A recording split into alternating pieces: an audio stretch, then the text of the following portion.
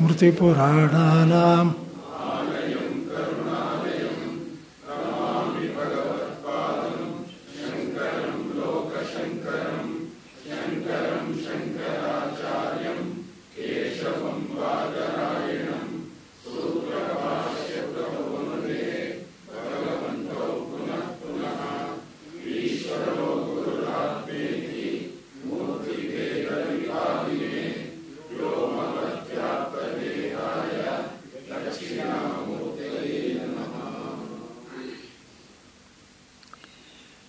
ನನ್ನ ನೋಡಿದ್ರೆ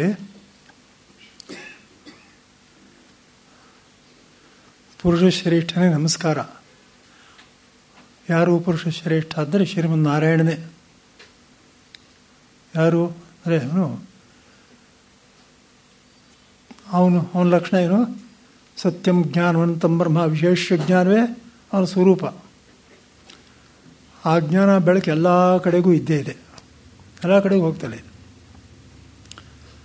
ಅದರಲ್ಲಿ ಜ್ಞೇಯಗಳ್ಯಾರೋ ಅಂದರೆ ಜೀವರುಗಳು. ಜೀವರುಗಳದೆಲ್ಲ ನೋಡ್ತಾ ಇದ್ದಾನೆ, ಗೊತ್ತಾಯ್ತಾ? ನೋಡ್ತಾ ಇದ್ದಾನೆ. ಹೇಗೆ ನೋಡ್ತಾ ಇದ್ದಾನೆ? ಜೀವರುಗಳು ಯಾರು ಅಂದರೆ ಜೀವರುಗಳು ಇವನು ಅವನೇನು ಬೇರೆ ಅಲ್ಲ, ಬೇರೆ ಅಲ್ಲ, ಅದೇ ಅವನು ಅದೇ. ಒಂದೇ ವ್ಯತ್ಯಾಸ ಅಂದರೆ ಇವನು ಸ್ವಲ್ಪ ಸಣ್ಣಗಿದ್ದಾನೆ, ದೊಡ್ಡದಾಗಿದೆ ಅಷ್ಟೇ, ವ್ಯಾಪಕವಾಗಿದೆ. ಅಂದ್ರೇನು? ಉಪಾಧಿ ಸಂಬಂಧದಿಂದ ಹೃದಯದೊಳಗೆ ಶರೀರದೊಳಗೆ ಅನ್ನೋ ಥರ ಇದೆ ಅಷ್ಟೇ ಹೊರತು ಇದ್ರ ಎರಡು ಒಂದೇ. ಜ್ಞೇಯಾಭಿನ್ನವಾದ ಜ್ಞಾನ, ಗೊತ್ತಾ? ಇಲ್ಲಿ ಈ ಆ ಜ್ಞಾನದಿಂದ ಅದು ಆಕಾಶಕಲ್ಪ, ಆ ಜ್ಞಾನ. ಇವರು ಯಾವುದು? ಇವರು ಗಗನೋಪಮ, ಅಂದರೆ ಇವರು ಆಕಾಶದಂತೇನೆ, ಗೊತ್ತಾಯ್ತಾ? ಅಂದರೆ ಆಕಾಶದಂತೆ ಇರುವ ಜ್ಞಾನದಿಂದ ಆಕಾಶವಂತೆ ಇರುವ ಜ್ಞಾನಗಳನ್ನು ಶ್ರೀಮನ್ನಾರಾಯಣ ನೋಡ್ತಾ ಇದ್ದಾನೆ. ಅವನ ನಮಸ್ಕಾರ. ಶ್ಲೋಕದ ಸ್ಪಷ್ಟವಾಗಿ ಏನು ಗೊತ್ತಾಗುತ್ತೆ ಅಂದರೆ ಮುಂದೆ ಏನು ಸಿದ್ಧ ಮಾಡ್ತಾರೆ ಅನ್ನೋದು. ಇದು ಬರೀ ಸೀಮಿತವಾಗಿದೆ, ಇನ್ನೊಂದಿದೆ ಅನ್ನೋದೊಂದು ವಿಶೇಷ ಇದ್ದಂಗೆ ಕಾಣಿಸುತ್ತೆ. ಅದು ಅಜ್ಞಾನದಿಂದ ಕಾಣಿಸುತ್ತೆ, ಸೀಮಿತವಾಗಿರೋದು. ಅನ್ನೋದು ಏನೂ ಇಲ್ಲ, ಅಲ್ಲಿರೋ ತುರಿ ಒಂದೇ. ಸ್ಪಷ್ಟ ಮಾಡಿದಾರ. ಜೀವರು ಒಂದಿರಾರು ಇವಾಗ ಎಲ್ಲ ಆಕಾಶವೇ, ಆದರೆ ಸುಮ್ಮನೆ ಇಲ್ಲಿ ಕಾಣಿಸ್ಕೊಳ್ತಾ ಇದೆ ಅನ್ನೋದೊಂದೇ ಇಲ್ಲಿರೋ ದೋಷ. ಆದ್ದರಿಂದ ಇವಾಗ ಇಲ್ಲಿ ಆ ದೋಷ ಹೇಗೆ ಪ್ರಕಟವಾಗುತ್ತೆ? ನಾನು ಜ್ಞಾತ, ಬೇರೆಲ್ಲ ಜ್ಞೇಯಗಳು ಅಂತ ಪ್ರಕಟವಾಗುತ್ತೆ. ಇವಾಗ ಒಂದು ಸಲ ಅದೇ ತಾನು ಅಂತ ತಿಳ್ಕೊಂಡ್ಬಿಟ್ಮೇಲೆ, ಜ್ಞಾತೃತ್ವ ಹೋಗ್ಬಿಟ್ಮೇಲೆ ಒಂದೇ ಪ್ರಕಾಶವೇ ಇರೋದು. ಕ್ಷೇತ್ರಜ್ಞರು ಅಂತ ಇಲ್ಲವೇ ಇಲ್ಲ, ಗೊತ್ತಾಯ್ತಲ್ವ? ಆದ್ದರಿಂದ ಇದನ್ನು ಸ್ಥಾಪನೆ ಮಾಡೋದಕ್ಕೆ ಹೊರಟಿರೋದು. ಅದಕ್ಕೆ ಮಂಗಳ ಶ್ಲೋಕ. ಇಲ್ಲಿ ಮಂಗಳ ಶ್ಲೋಕದಲ್ಲಿ ಈಗಾಗಲೇ ಸ್ಪಷ್ಟ ಮಾಡ್ತಾರೆ. ಏನು ಮಾಡ್ತಾರೆ ಅಂದರೆ ಮಿಥ್ಯಾ ಮಿಥ್ಯಾ ಮಿಥ್ಯಾ ಅಂತ ಹೇಳಿದ್ದೀವಿ, ಇದಕ್ಕಿಂತ ಭಿನ್ನವಾಗಿದ್ದರೆ ಏನಿದ್ರು ಅದು ಮಿಥ್ಯಾನೇ, ಹಾಗೆ ಇಲ್ಲವೇ ಇಲ್ಲ. ನೀವು ಸುಮ್ಮನೆ ಅಜ್ಞಾನ ನೋಡ್ತಾ ಇದೀಯ ಅಷ್ಟೇ, ಬೇರೆ ಅಂತ ನೋಡ್ತಾ ಇದೆಯಾ, ಗೊತ್ತಾಯ್ತಾ? ಆದರೆ ಇರೋದು ಇದೊಂದೇ ಪ್ರಕಾಶವೇ ಅಂತ ಸ್ಪಷ್ಟ ಮಾಡಿದೆ. ಆದರೆ ಬೇರೆಯವರು ಹಾಗೆ ಹೇಳಲ್ಲ. ಬೌದ್ಧರು ವಿಶೇಷವಾಗಿ ಹೇಳೋದೇನೆಂದರೆ ಏನೂ ಇಲ್ಲ ಅಂತ, ಅದೂ ಇಲ್ಲ ಇದೂ ಇಲ್ಲ ಅಂದ್ಬಿಡ್ತಾರೆ. ಅದು ಸರಿಯಲ್ಲ. ಈಗ ಈ ಅಸ್ಪರ್ಶಯೋಗ ಅದ್ವೈತ ದರ್ಶನ ಇದೆಯಲ್ಲ, ಈ ಅದ್ವೈತ ದರ್ಶನಕ್ಕೆ ಒಂದು ನಮಸ್ಕಾರ ಹಾಕ್ತಾ ಇದ್ದಾರೆ. ಅಸ್ಪರ್ಶಯೋಗೋ ವೈನಾಮ ಹೇಳಿ ಸರ್ವಸತ್ವಸುಖೋಹಿತಃ ಅವಿವಾದೋ ಅವಿರುದ್ಧಶ್ಚ ದೇಶಿತಸ್ತಂ ನಮಾಮ್ಯಹಂ. ಅಂದರೆ ಯಾವ ಥರದ್ದು ಅಂದರೆ ಈ ಯೋಗ, ಅಸ್ಪರ್ಶ ಯೋಗ, ಸರ್ವಸತ್ತು ಸುಖ, ಎಲ್ಲ ಪ್ರಾಣಿಗಳಿಗೂ ಸುಖವೇ ಇದು. ಹಿತ, ಸುಖ ಒಂದೇ ಅಲ್ಲ, ಹಿತ. ಅವಿವಾದ ಮತ್ತು ಇನ್ಯಾವುದಕ್ಕೂ ವಿರುದ್ಧವಲ್ಲ, ಎಲ್ಲವೂ ಇದರಲ್ಲಿ ಸಮನ್ವಯ ಆಗುತ್ತೆ. ಇದರಲ್ಲಿ ಸಮನ್ವಯ ಆಗದೆ ಇರೋದೊಂದು ಇಲ್ಲವೇ ಇಲ್ಲ. ಅವಿರುದ್ಧ, ಗೊತ್ತಾಯ್ತಲ್ಲ? ಅವಿರುದ್ಧ ಅಂದ್ರೆ ಏನು? ಅಲ್ಲಿಗೆಲ್ಲ ಇದೆ, ಒಂದು ವಿರುದ್ಧವಾಗಲ್ಲ ಇದಕ್ಕೆ. ದ್ವೈತ ಅನ್ನೋದಿದೆ, ಆ ದ್ವೈತ ಅನ್ನೋದು ನೀವು ಹಿಡ್ಕೊಂಡೇ ಮಾತಾಡ್ತಾ ಇದ್ದರೆ ಬೇಕಾದಷ್ಟು ವಿವಾದಗಳಿರುತ್ತೆ. ಅದನ್ನೆಲ್ಲ ಇದರಲ್ಲಿ ಸಮನ್ವಯ ಮಾಡಿದ್ರೆ ಆಮೇಲೆ ಒಂದೂ ಇಲ್ಲ. ಆಯ್ತಲ್ಲ, ಅವಿರುದ್ಧವಾದ ಅಸ್ಪರ್ಶೋಗ ಒಂದು ಪ್ರಸಿದ್ಧವಾಗಿದೆಯಲ್ಲ, ಅದು ಯಾವುದು ಹೇಳಲ್ಪಟ್ಟಿದೆಯೋ ಅದನ್ನು ನಮಸ್ಕರಿಸುತ್ತೇನೆ. ಇಲ್ಲೇನು ಹೇಳ್ತಾ ಇರೋದು, ಮುಂಚೆ ತುರಿಯಾತ್ಮನ ತಿಳಿಸಿ ಆ ತುರಿಯಾತ್ಮನ ಜ್ಞಾನಕ್ಕೂ ನಮಸ್ಕಾರ ಆಗ್ತಾ ಇದ್ದಾರೆ. ಯಾಕೆಂದ್ರೆ ನಾವು ಪಡ್ಕೊಳ್ಬೇಕಾದ್ದಲ್ವಾ, ಅತ್ಯಂತ ಪೂಜ್ಯವಾದ್ದು ಇದನ್ನು ಪಡ್ಕೋಬೇಕು, ಇದನ್ನೇ ಪಡ್ಕೋಬೇಕಾದ್ದು. ಸರ್ವಕ್ಕೂ ಅವಿರುದ್ಧವಾಗಿರತಕ್ಕಂಥ ತತ್ವವನ್ನು ಪಡ್ಕೋಬೇಕು. ಎಲ್ರಿಗೂ ಗೊತ್ತಾಯ್ತಲ್ಲ? ಅದಕ್ಕೋಸ್ಕರ ಇಲ್ಲಿ ಆಮೇಲೆ ತನಗೆ ವಿರುದ್ಧವಾಗಿದೆ ಅನ್ನೋದು ಒಂದು ಇಲ್ಲವೇ ಇಲ್ಲ. ವಿರುದ್ಧವಾಗಿದೆ ಅಂತ ಅನ್ನೋದು ಯಾವುದಿದೆಯೋ ಅದು ಪೂರ್ತಿ ಅಜ್ಞಾನ ಕಾಲದಲ್ಲಿರೋದು. ಅದಕ್ಕೆ ಅಧ್ಯಾಸ ಭಾಷೆ ಶಂಕರ್ ನೆನೆಸ್ಕೊಂಡ್ರೇ ಮೈ ರೋಮಾಂಚವಾಗ್ತದೆ ನನಗೆ. ಬಾಬಾ ಅದು ಏನು ಅಧ್ಯಾಸ ಭಾಷೆ ಬರೆದ್ರಲ್ಲ, ಅದು ಪೂರ್ತಿ ವೇದಾಂತಕ್ಕೆ ವಿರುದ್ಧವಾಗಿರ್ತಕ್ಕಂಥ ಜ್ಞಾನ ಏನಿದೆಯೋ ಅದನ್ನು ಬಿಂಗಡಿಸ್ಬಿಟ್ಟಿದ್ದಾರೆ. ಅದರಲ್ಲಿ ಪ್ರಚಂಡವಾಗಿದೆ. ಆ ಅಧ್ಯಾಸ ಭಾಷ್ಯ ಅಂತೂ ಇದೆಯಲ್ಲ, ಅದು ಪ್ರಚಂಡ. ಏನು ಮಾಡಿದೆ ಅಂದರೆ, ಯುಷ್ಮದಸ್ಮತ್ ಪ್ರತ್ಯಗೋಚರೋ ವಿಷಯ ವಿಷಯಣೋ ಭಿನ್ನಸ್ವಭಾ ಪ್ರಕೃತ ತಮಃ ಪ್ರಕಾಶ ವಿರುದ್ಧ ಸ್ವಭಾವಯೋ ಅಂತ ಹೇಳಿದಾಗ ವಿರುದ್ಧವಾಗಿದೆ. ಅಲ್ಲೇನು ಹೇಳ್ತಾರೆ, ವಿರುದ್ಧವಾಗಿದೆ ನೋಡಪ್ಪ ಅಂತ ಇದ್ದಾರೆ. ಕೊನೆಯಲ್ಲಿ ಏನು ಹೇಳ್ತಾ ಇದ್ದಾರೆ, ಒಂದು ವಿರುದ್ಧವಾಗಿಲ್ಲಪ್ಪ ಅಂತ ಹೇಳ್ತಾ ಇದ್ದಾರೆ. ಏನಪ್ಪ ನಿಮ್ಗೇನು ಗೊತ್ತಾಗ್ತಾ ಇದೆ ನಾನು ಹೇಳೋದು? ಆರಂಭದಲ್ಲಿ ಏನು ಹೇಳಿದ್ದಾರೆ, ಅಪ್ಪ ಪರಸ್ಪರ ವಿರುದ್ಧವಾಗಿದೆಯಾ? ಕೊನೆಯದೇನು, ಒಂದು ವಿರುದ್ಧವಲ್ಲ. ಏನು ಆಳ ಇಟ್ಟಿದ್ದಾರೆ ಅಂದರೆ, ಬಾ ಆ ಪರಮಾತ್ಮನಿಗೊಬ್ಬನಿಗೆ ಸಾಧ್ಯ. ಅಲ್ಲಿ ಏನಾಗಿದೆ ಅಂದರೆ, ಅಲ್ಲಿ ಇವನು ಭೇದ ಬುದ್ಧಿಯಿಂದ ಅಧ್ಯಾಸ ಮಾಡ್ಕೊಂಡಿದ್ದಾನೆ. ಅದು ಬೇರೆ, ಇದು ಬೇರೆ. ಅದು ಬೇರೆ, ಇದು ಬೇರೆ ಅಂದಾಗ ಶರೀರದಿಂದ ಹೊರಗಡೆ ಇರೋದು ಬೇರೆ. ಗೊತ್ತಾ? ಶರೀರದ ಒಳಗಡೆ ಇರೋದೆಲ್ಲ ನಾನೇ, ಅದನ್ನು ಮಿಂಗಿಸ್ಕೊಂಡಿಲ್ಲ ಅವನು. ಆಮೇಲೆ ಅದರಲ್ಲೂ ಬೇರೆ ಅಂದರೆ ಇದು ನಂದು, ಅಹಮಿದಂ ಮಮೇದಂ. ಎಷ್ಟು ಸ್ಪಷ್ಟ, ಎಷ್ಟು ಸ್ಪಷ್ಟ ಅದು ನೋಡಿ. ಅಂದರೆ ಎಷ್ಟೊಂದು ಕಾಂಟ್ರಡಿಕ್ಷನ್ಸ್ ಇದೆ ಅಲ್ವಾ? ಮುಂಚೆ ಎತ್ಕೊಳ್ತಾ ಬೇರೆ ಅಂದ, ಕೆಲದನ್ನು ನಾನೇ ಅಂದ, ನಾನೇ ಅಂದ, ಇನ್ನು ಕೆಲವು ನಂದು ಅಂದ. ನಂದುಗೂ ನಾನು ಅನ್ನೋದಕ್ಕೂ ವ್ಯತ್ಯಾಸ ಇಲ್ವೇ? ನಂದು ಅಂದರೆ ನಾನಲ್ಲ, ಅದು ನಂಗೆ ಸೇರಿದ್ದು ಅಂತ. ಆ ದ್ವೈತದಲ್ಲೇ ಒಂದು ಕಾಂಟ್ರಡಿಕ್ಷನು. ಯಾಕೆ ಹೇಳ್ತಾ ಇದ್ದೀನಿ ನಿಮಗೆ ಅಂದರೆ, ದ್ವೈತ ಅಂತ ಬಂದ ಕೂಡಲೇ ಕಾಂಟ್ರಡಿಕ್ಷನ್ ತುಂಬಿಕೊಂಡಿರುತ್ತೆ. ಗೊತ್ತಾಯ್ತಲ್ವಾ? ಯಾವಾಗ ಈ ಅಸ್ಪರ್ಶ ಯೋಗ ಉಂಟಾಗೋದು ಹೇಗಿದೆ ನೋಡಿ. ನೀವು ನೋಡಿ, ಕಾರ್ಯಕಾರಣ ಭಾವ ಪುನಃ ಇಟ್ಕೊಳ್ಳಿ. ನಾನು ಕೊಂಡ್ರೆ ಇಷ್ಟನಪ್ಪ, ಕಾರ್ಯಕಾರಣ ಭಾವ ಏನಿದೆಯೋ ಅದೇ ವೇದಾಂತ. ಅದು ಬಿಟ್ಟು ಹಿಂದೆ ಇಲ್ಲವೇ ಇಲ್ಲ. ಗೊತ್ತಾ? ಏನಾಗಿದೆ ನೋಡಿ, ಇವಾಗ ಸಂಪೂರ್ಣ ಜಗತ್ತಿನ ಕಾರಣ ಕಂಡುಹಿಡ್ಕೊಳ್ಳೋದು ಹೊರಟಿದ್ದಾರೆ. ಎಲ್ಲಿ? ಅಥಾತೋ ಬ್ರಹ್ಮ ಜಿಜ್ಞಾಸ ಅನ್ನೋವಾಗ ಮೊದಲನೇ ಸೂತ್ರ. ಮೊದಲನೇ ಸೂತ್ರ ಯಾಕೆ ಬಂದಿರೋದು? ಈ ದ್ವೈತದಲ್ಲಿ ಸಿಕ್ಕಾಕೊಂಡಿದೆಯಲ್ಲ, ಅಧ್ಯಾಸ ಮಾಡ್ಕೊಂಡು ಬಿಟ್ಟಿದೆಯಲ್ಲ ನೀನು, ಅಧ್ಯಾಸ ಮಾಡ್ಕೊಂಡಿದ್ದೀನ ಈ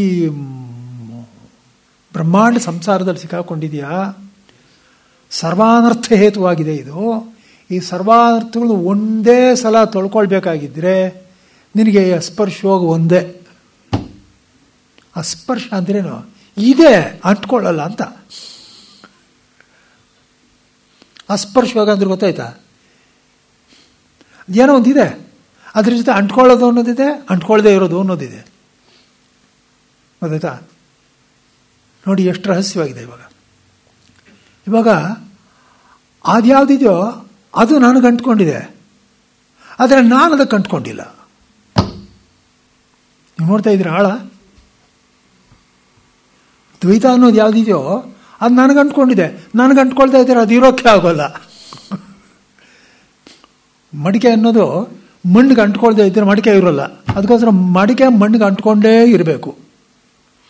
ಆದರೆ ಮಣ್ಣು ಮಡಿಕೆ ಅಂಟ್ಕೊಂಡೇ ಇಲ್ಲ. ಅಸಿಮೆಟ್ರಿ ನೋಡಿ, ಚೆನ್ನಾಗಿ ಹರಗದು ಕುಡಿದು ಬಿಡಬೇಕು. ನಿಮ್ಮ ರಕ್ತದ ಕಣಗಳು ಸೇರಿಬಿಡ್ಬೇಕಿದು, ಅವಾಗ ಡೌಟ್ಸೇ ಬರೋಲ್ಲ. ಗೊತ್ತಾಯ್ತಾ? ಆದ್ದರಿಂದ ಏನು ಅಸ್ಪರ್ಶ ಯೋಗ ಅತಿಥೇಯ, ಅಂಟ್ಕೋಬೇಡ ಅದಕ್ಕೆ. ಅದು ಬೇರೆ ಅಂತ ತಿಳ್ಕೊಂಡ್ರೆ ನೀನು ಅಂಟ್ಕೋತೀಯ. ಬೇರೆ ಅಂತ ತಿಳ್ಕೊಂಡ್ರೆ ಅಂಟ್ಕೊಳ್ಳೋದು ಗ್ಯಾರಂಟಿ. ಅದೇನಪ್ಪ? ಇವಾಗ ನೋಡಿ, ಇವಾಗ ನಾನು ಏನು ಹೇಳ್ತಿದ್ದ, ಸಂಪೂರ್ಣ ಜಗತ್ತಿನ ಕಾಲು ಮಾಡ್ಕೊಂಡು ಹಿಡ್ಕೋಬೇಕು ಅಂತ ಹೇಳಿರೋದು ಅವರು. ಅಲ್ಲಿ ಬರುತ್ತೆ, ಏನು ಬರುತ್ತೆ ಅಲ್ಲಿ ಅಂದರೆ, ಜನ್ಮಾದ್ಯಸ್ಯತಃ ಅಂದಾಗ ಜನ್ಮ ಆದಿ ಅಂದರೆ ಸೃಷ್ಟಿ ಸ್ಥಿತಿ ಲಯ ಅಂತ ಇಟ್ಕೊಂಡಿದ್ದಾರೆ. ಜನ್ಮಾದಿ ಅಂದರೆ ಯಾಸ್ಕರು ಹೇಳಿರೋ ಷಡ್ವಿಕಾರಗಳು ಇಟ್ಕೋಬಹುದಲ್ಲ. ಯಾಸ್ಕರು ಏನು ಹೇಳ್ತಾರೆ ಅಂದರೆ, ಅಸ್ತಿ ಜಾಯತೆ ವರ್ಧತಿ ಒಂದು 6 ಹೇಳ್ತಾರೆ. ಇದೆ, ಹುಟ್ಟುತ್ತೆ, ಬೆಳೆಯುತ್ತೆ, ಕ್ಷೀಣವಾಗುತ್ತೆ, ಮುದಿಯಾಗುತ್ತೆ, ಸಾಯುತ್ತೆ ಅಂತ ಹೇಳಿದ್ದಾರೆ. ಗೊತ್ತಾಯ್ತಾ? ಅದಕ್ಕೆ ಅದನ್ನು ತಗೊಂಡು ಯಾಸ್ಕರು ಹೇಳಿರೋದು ಅದು ಇದೆಯಲ್ಲ, ಸೃಷ್ಟಿ ಸ್ಥಿತಿ ಲಯ ಅಂತ, ಅದನ್ನೇ ತಗೋಬೋದಾ? ಜನ್ಮಾದಿ ಅಂದಾಗ ಇದನ್ನೇ ತಗೋಬೋದಾ? ಇಲ್ಲ, ತಗೋಬಾರ್ದು ಅಂತ. ಯಾತಿಗೆ ತಗೋಬಾರ್ದು ಅಂದರೆ, ಯಾಸ್ಕರು ಹೇಳಿರೋದನ್ನೇ ನಾನು ಇಟ್ಕೊಂಡ್ರೆ ನಿಮಗೆ ಮೂಲ ಕಾರಣ ಸಿಗೋದಿಲ್ಲ. ಒಂದು ದೊಡ್ಡ ಚರ್ಚೆ. ಇವಾಗ ನಾನು ಅಲ್ಲಿಗೆ ಹೋದರೆ ಎಲ್ಲಿಗೆ ಹೊಟ್ಟೋಗುತ್ತದೆ. ಸುಮ್ಮನೆ ಯಾರು ಅಧ್ಯಯನ ಮಾಡ್ತಾ ಇದ್ರೋ ಅವರಿಂದ ಗಮನ ತಗೊಂಡ್ರೆ ಸಾಕು, ಎಲ್ಲಿಗೂ ಹೊರಟೋದು. ಸುಮ್ಮನೆ ಅವಾಂತರ ಕಾರಣಕ್ಕೆ ಬರುತ್ತೆ. ನೀವು ಪೂರ್ತಿ ಮೂಲ ಕಾರಣಕ್ಕೆ ಹೋಗಬೇಕಾಗಿದ್ರೆ ಏನು ಮಾಡಬೇಕು ಅಂದರೆ, ಸಂಪೂರ್ಣ ಜಗತ್ತನ್ನು ತಗೋಬೇಕು. ಇವಾಗ ಗಿಡನೂ ಸೃಷ್ಟಿ ಸ್ಥಿತಿ ಲಯ ಇದೆ, ಗಿಡಕ್ಕೂ. ಗಿಡಕ್ಕೆ ಸೃಷ್ಟಿ ಸ್ಥಿತಿ ಲಯ ಇದೆ ಅಂತಂದರೆ ಏನಾಯಿತು? ಅದಕ್ಕೆ ಕಾರಣ ಏನು? ಭೂಮಿ, ಬ್ರಹ್ಮವೇ ಅದಕ್ಕೆ ಕಾರಣ ಅಲ್ವಲ್ಲ? ಗೊತ್ತಾಯ್ತಾ ಇಲ್ಲ ನಿಮಗೆ? ಅಂದರೆ ಇದು ಬ್ರಹ್ಮ ಅಲ್ಲ, ಅದೊಂದು ಅವಾಂತರ ಕಾರಣ. ಅಂದರೆ ಇದಕ್ಕಿಂತ ಇರೋ ಒಂದು ಇಂಟರ್ಮೀಡಿಯೇಟ್ ಕಾಸ್ ಅದು ಅಂತ ಬಂತು. ಏನು ತಗೋಬೇಕು? ಎಲ್ಲ ಇಂಟರ್ಮೀಡಿಯೇಟ್ ಕಾಸುಗಳು, ಎಲ್ಲ ಅವಾಂತರ ಕಾರಣಗಳು ಒಳಗೊಂಡಿರ್ತಕ್ಕಂಥ ಜಗತ್ತನ್ನು ತಗೊಂಡ್ರೆ ಆವಾಗ ನಿಂಗೆ ಬ್ರಹ್ಮ ಸಿಗೋದು. ಅಲ್ಲಿ ಏನು ಹೇಳಿದಾಗುತ್ತೆ ನಾವು, ಸಂಪೂರ್ಣ ಜಗತ್ತಿನ ಕಾರಣ ಏನು ಅಂತ ಹುಡುಕಿದ್ದಾರೆ. ಗೊತ್ತಾ? ಇವಾಗ ಕಾರಣ ಏನು ಅಂತ ಹುಡುಕಿದಾಗ, ಸಂಪೂರ್ಣ ಜಗತ್ತಿನ ಹುಡುಕಿದಾಗ ಏನಾಯಿತು ಅಂದರೆ ನೋಡಿ, ಅದನ್ನು ತಿಳ್ಕೊಳ್ಳೋದ್ರಿಂದ ಸರ್ವವೂ ಗೊತ್ತಾಗುತ್ತೆ. ನೋಡಿಪ್ಪ, ಅಲ್ಲಿ ಹೇಳ್ತಾರಲ್ಲ, ಅಲ್ಲೂ ಹೇಳ್ತಾರೆ ಏನು ಅಂದರೆ, ಮಣ್ಣು ಅಂತ ತಿಳ್ಕೊಂಡ್ಬಿಟ್ರೆ ಮಣ್ಣಿಂದ ಆಗಿರೋದೆಲ್ಲ ಗೊತ್ತಾಗೇ ಇದೆ, ಗೊತ್ತಾಗೋಯ್ತು ಅಂತ ತಾನೆ, ಎಲ್ಲ ಸಮನ್ವಯವಾಗೋಯ್ತು. ಮಣ್ಣಿನಿಂದ ಆಗಿರತಕ್ಕಂಥ ಎಲ್ಲ ವ್ಯವಹಾರಗಳಿಗೂ ಮಣ್ಣು ಅಂತ ತಿಳ್ಕೊಂಡ್ರೆ ಸಮನ್ವಯ, ಜ್ಞಾನ ದೃಷ್ಟಿಯಿಂದ. ಹೌದಲ್ಲೇನಪ್ಪ? ಹಾಗೆಯೇ ಬ್ರಹ್ಮವನ್ನು ತಿಳ್ಕೊಂಡ್ರೆ ಆಮೇಲೆ ಕಾನ್ಫ್ಲಿಕ್ಟ್, ಅಯ್ಯೋ ಇದೇನೇನು ನೋಡ್ತಾ ಇದ್ದೀನೋ ಅದೆಲ್ಲ ಬ್ರಹ್ಮವೇ ಅಂತ ಗೊತ್ತು. ಗೊತ್ತಾಯ್ತಾ ಇದ್ದೀರಾ? ಇವಾಗ ನೋಡಿ, ಅದನ್ನು ಬಿಟ್ಟು ನಾನು ಬರೀ ಯಾವುದೋ ಒಂದು ಅವಾಂತರ ಕಾರಣವನ್ನು ಹಿಡಿದೆ ಅಂತ ಇಟ್ಕೊಳ್ಳಿ. ಉದಾಹರಣೆ ಸೈನ್ಸ್ನಲ್ಲಿ ಮಾಡ್ತಾರಪ್ಪ. ಸೈನ್ಸ್ನಲ್ಲಿ ಏನು ಮಾಡ್ತಾರೆ ಅಂದರೆ, ಈ ಪ್ರಪಂಚಕ್ಕೆಲ್ಲ ಏನ್ರಿ ಕಾರಣ ಅಂದರೆ ವೈಶೇಷಿಕರು ಮಾಡಿದ್ದು ಅದೇ. ಚೆನ್ನಾಗಿ ಅರಿತಾದ್ರು, ಅರಿದ್ರು ಇನ್ನು ಅರಿಯೋಕ್ಕಾಗಲ್ಲ ಅಂದಾಗ ಏನಿದೆಯೋ ಅದು ಪರಮಾಣುಗಳು. ಅರಿಯೋಕ್ಕಾಗಲ್ಲ ಇನ್ನು, ಅತ್ಯಂತ ಸೂಕ್ಷ್ಮ ಅದು ಪರಮಾಣುಗಳು ಅಂತ ಹೇಳಿದ್ರು. ಆದ್ದರಿಂದ ಜಗತ್ತು ಕಾರಣ ಏನು ಅಂದರೆ ಪರಮಾಣುಗಳು ಅಂದರು. ಗೊತ್ತಾ? ಶಂಕರ್ ಹೇಳಿದ್ರು, ಪರಮಾಣುಗಳಿಂದ ಲಕ್ಷಣಗಳೇನು ಹೇಳು ಅಂದರು. ನೋಡಿ, ಪೃಥ್ವಿ ಪರಮಾಣು ಅಂತಿದೆ, 4 ಗುಣ ಇದೆ ಅದರಲ್ಲಿ. ಜಲ ಪರಮಾಣು ಅಂತಿದೆ, ಅದರಲ್ಲಿ 3 ಇದೆ. ತೇಜ ಪರಮಾಣು ಅಂತಿದೆ, ಅದರಲ್ಲಿ 2 ಇದೆ. ವಾಯು ಪರಮಾಣು ಅಂತಿದೆ, ಅದರಲ್ಲಿ 1 ಇದೆ. ಆಕಾಶ ಇಲ್ಲ. ಅವನೇ ಹೋಗಲಿ, ಅದನ್ನು ತಪ್ಪು ಮಾಡಿದೆ ಬಿಡಿ. ಹೇಳಿದ್ರು, ಅಯ್ಯ ಪೃಥ್ವಿ ಪರಮಾಣು 4 ಗುಣ ಅಂತ ಇದೆಯಾ, ಇದು 3 ಗುಣ, ಅದು 2 ಗುಣ 1 ಗುಣ ಅಂತ ಹೇಳ್ತಾ ಇದೆಯಲ್ಲ, ಇದು ಕಾರ್ಯವೇ ಆಯ್ತಲ್ಲಯ್ಯ. ನೀ ಯಾವ ಜಗತ್ತನ್ನು ನೋಡ್ತಾ ಇದೆಯೋ ಅದೇ ತಾನೇ ಇದೂ ಸಣ್ಣದಾಗಿದೆ ಅಷ್ಟೇ. ಇದನ್ನು ಕಾರಣ ಅಂತ ಹೇಗೆ ಹೇಳ್ತೀಯ ನೀನು? ಪಾಯಿಂಟ್ ಗೊತ್ತಾಯ್ತಾ ಪ್ರತಿಯೊಬ್ಬರಿಗೂ? ಕಾರಣದ ಲಕ್ಷಣಗಳೇನೇನಿದೆಯೋ ಎಲ್ಲವೂ ಲಕ್ಷಣ ಇಲ್ಲೇ ಇದೆ. ಅದರಿಂದ ಜಗತ್ತೇ ಇದು ಕಾರಣ ಅಲ್ವಲ್ಲ ಅಂದರು. ಹೋದ್ರೆ ಹೋಗ್ಕೊಳ್ಳಿ, ಅವರೇನೋ ಅಲ್ಲಿ ನಿಲ್ಲಿಸಿದ್ರಲ್ಲ. ಆಧುನಿಕ ವಿಜ್ಞಾನ ಅದಕ್ಕಿಂತ ಮುಂದೆ ಹೋಯಿತು. ಆ ಪರಮಾಣು ತೆಗೆದು ಇನ್ನೊಂದು ಸ್ವಲ್ಪ ಹರಿದ್ರು. ಆಮೇಲೆ ಅಣುಗಳು ಸಿಕ್ತು. ಗೊತ್ತಾಗೋಯ್ತು ಅವ್ರಿಗೆ. ಅಣುಗಳು ಪ್ರಪಂಚವೇ. ಪರಮಾಣು ಇದು ಇನ್ನೊಂದು ಸ್ವಲ್ಪ ಸೂಕ್ಷ್ಮವಾಗಿರೋ ಪ್ರಪಂಚ ಅಷ್ಟೇ. ಅಲ್ಲಿಂದ ಆಮೇಲೆ ಹೋದ್ರು, ಇನ್ನೂ ಹರಿದ್ರು, ನ್ಯೂಕ್ಲಿಯಸ್ ಅಂದರು. ಆಮೇಲೆ ಅದು ಪ್ರಪಂಚವೇ. ಗೊತ್ತಾ? ಆಮೇಲೆ ಅದನ್ನೂ ಇರಿದ್ರು. ಹರಿದ್ರೆ ಏನಾಯ್ತು ಅಂದರೆ, ಅಯ್ಯಯ್ಯೋ ಅದೇನೋ ಆಗೋಯ್ತು, ನಮ್ಗೇನಾಯ್ತು ಅಂತ ಗೊತ್ತಿಲ್ಲ ಅಂದರು.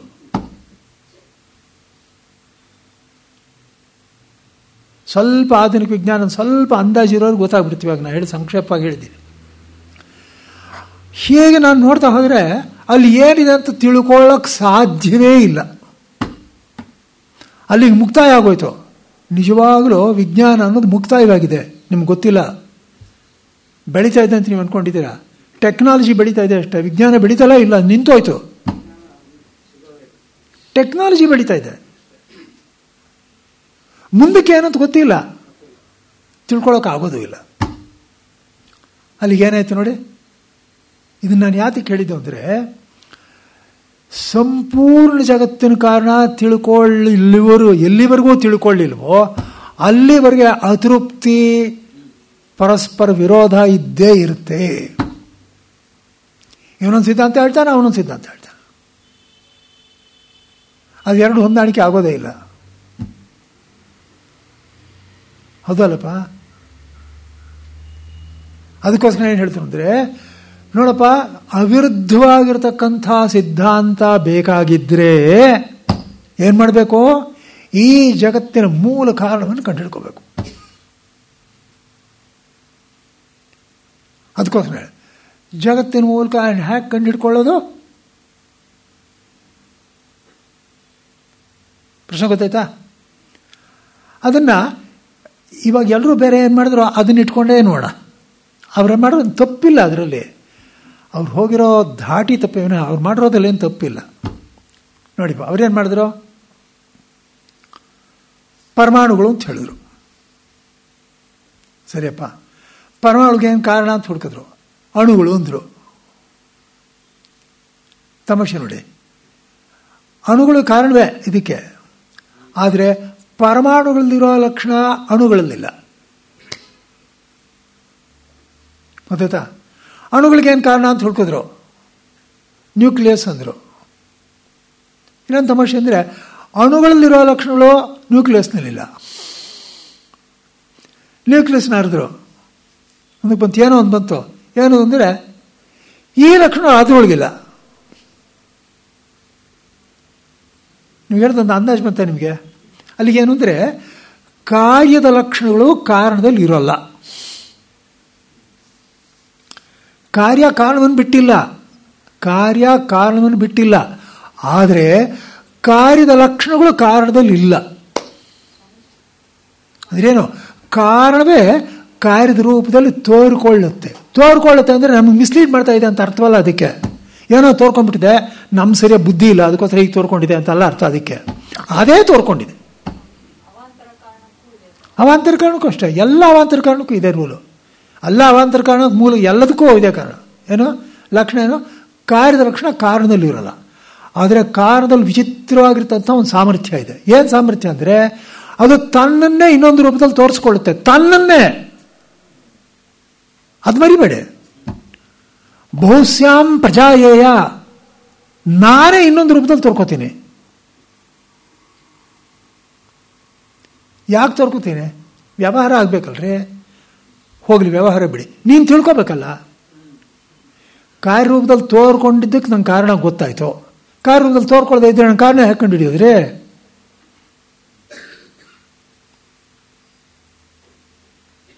ನಾನು ಫಾಲೋ ಮಾಡ್ತಾ ಇದ್ದೀರಾ?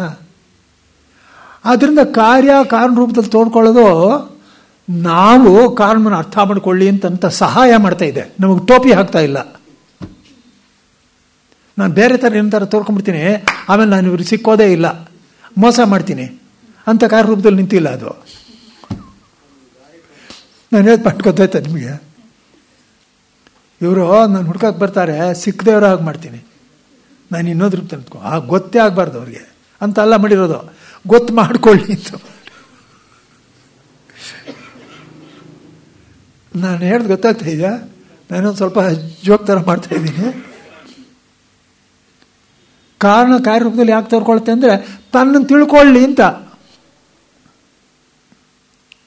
ಗೊತ್ತಾಯ್ತಾ? ಆದರೆ ಏನಿತು ಇಲ್ಲಿ ಕಾರ್ಯದ ಲಕ್ಷಣಗಳು ಕಾರಣದಲ್ಲಿ ಇಲ್ಲ ಹೇಳಿ. ಇವಾಗ ನಾವು ಅವಾಂತರ ಕಾರಣದಲ್ಲಿ ಏನು ಬಂತು, ಇದರಲ್ಲಿರೋ ಲಕ್ಷಣ ಇದರಲ್ಲಿಲ್ಲ, ಇದರಲ್ಲಿರೋ ಲಕ್ಷಣ ಇದರಲ್ಲಿಲ್ಲ, ಇದರಲ್ಲಿರೋ ಲಕ್ಷಣ ಇದರಲ್ಲಿಲ್ಲ, ಹೀಗೆ ಬರ್ತಾ ಇದೆ. ಆದ್ದರಿಂದ ಇವಾಗ ಜಗತ್ತನ್ನು ಪೂರ ನೋಡ್ತೀವಿ ನಾವು, ಈ ಲಕ್ಷಣ ಇಟ್ಕೋತೀವಿ. ಏನು ಲಕ್ಷಣ ಇಟ್ಕೋತೀವಿ? ಕಾರ್ಯ ಲಕ್ಷಣಗಳು ಕಾರಣದಲ್ಲಿ ಇಲ್ಲ ಅನ್ನೋದು ಇಟ್ಕೋತೀವಿ. ಯಾಕಂದ್ರೆ ನಮ್ಮ ಅನುಭವಕ್ಕೆ ವಿರುದ್ಧವಲ್ಲ. ಬ್ರಹ್ಮಕ್ಕೂ ಅದೇ ಅನ್ವಯ ಮಾಡ್ತೀವಿ. ಇವಾಗ ಏನು ಮಾಡ್ತೀವಿ? ಸಂಪೂರ್ಣ ಜಗತ್ತು ತೊಗೊಂಡ್ಬಿಡ್ತೀವಿ. ಸಂಪೂರ್ಣ ಜಗತ್ತು ತೊಗೊಂಡ್ರೆ ಏನಾಯ್ತು ಗೊತ್ತಾ? ನೋಡಿದ್ವಿ ಏನ್ರಿ ಕಾರ್ಯಲಕ್ಷಣಗಳೇನು ಅಂದರೆ ಶಬ್ದ, ಸ್ಪರ್ಶ, ರೂಪ, ರಸ, ಗಂಧ. ಸರಿ, ಅಲ್ಲಿ ಮುಗಿತಾ ಕಾರ್ಯ? ಇದನ್ನು ತಿಳ್ಕೊಳ್ತಾ ಇರೋ ಒಂದು ಯಾವುದೋ ಒಂದು ಕಾರ್ಯ ತಾನೆ. ಯಾವ್ದು ತಿಳ್ಕೊಳ್ತಾ ಇರೋದು? ಬುದ್ಧಿನ ಕಾರ್ಯ ತಾನೆ. ಇದರ ಲಕ್ಷಣಗಳೇನು? ಅದನ್ನು ತಿಳ್ಕೊಳ್ತೆ, ಇದನ್ನು ತಿಳ್ಕೊಳ್ತೆ ಅನ್ನೋದು ಇದ್ರ ಲಕ್ಷಣ. ಬುದ್ಧಿನ ಕಾರ್ಯವೇ. ಹಾಗಾದರೆ ಆ ಕಾರ್ಯಕ್ಕೂ ಕಾರಣವಾಗಿರಬೇಕು, ಈ ಕಾರ್ಯಕ್ಕೂ ಕಾರಣವಾಗಿರಬೇಕು, ಒಂದೇ ಆಗಿರಬೇಕು. ಗೊತ್ತಾಯ್ತಾ? ಹಾಗಿದ್ರೆ ಇವೆರಡರಲ್ಲಿರೋ ಕಾಮನ್ ಫ್ಯಾಕ್ಟ್ರಿ ಯಾವುದು? ಜ್ಞಾತ ಜ್ಞೇಯದಲ್ಲಿರೋ ಕಾಮನ್ ಫ್ಯಾಕ್ಟ್ರಿ ಯಾವುದು ಅಂದರೆ ಏನು ಗೊತ್ತೇನೋ? ಎರಡೂ ಬದಲಾಯಿಸ್ತಾ ಇದೆ. ಹೌದಾ ಅಲ್ಲಪ್ಪ? ಬುದ್ಧಿಯನ್ನು ಬದಲಾಯಿಸ್ತಾ ಇದೆ ಕ್ಷೇತ್ರಜ್ಞರಲ್ಲಿ, ಕ್ಷೇತ್ರದ ವಸ್ತುಗಳು ಬದಲಾಯಿಸ್ತಾ ಇದೆ, ಹೌದಲ್ವಾ? ಆದ್ದರಿಂದ ಈ ಜಗತ್ತಿನ ಲಕ್ಷಣ ಅಂದ್ರೆ ಏನಪ್ಪ ಅಂದರೆ ಬದಲಾಯಿಸೋದು.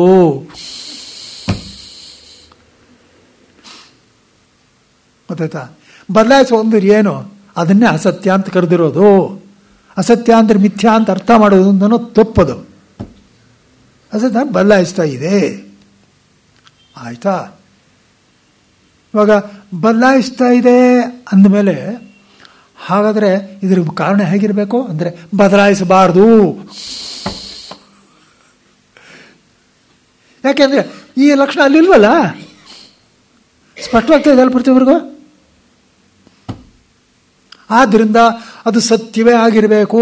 ಸತ್ಯ ಅಂದ್ರೇನು? ಅದು ಬದಲಾಯಿಸೋದು ಅನ್ನೋದು ಇಲ್ವೇ ಇಲ್ಲ, ಯಾವಾಗಲೂ ಒಂದೇ ಥರ ಇರುತ್ತೆ. ಒಂದು ಲಕ್ಷಣ ಗೊತ್ತಾಗೋಯ್ತು. ಒಂದು ಲಕ್ಷಣ ಗೊತ್ತಾಯ್ತೇನಪ್ಪ? ಸತ್ಯ ಅನ್ನೋದು ಗೊತ್ತಾಯ್ತಾ?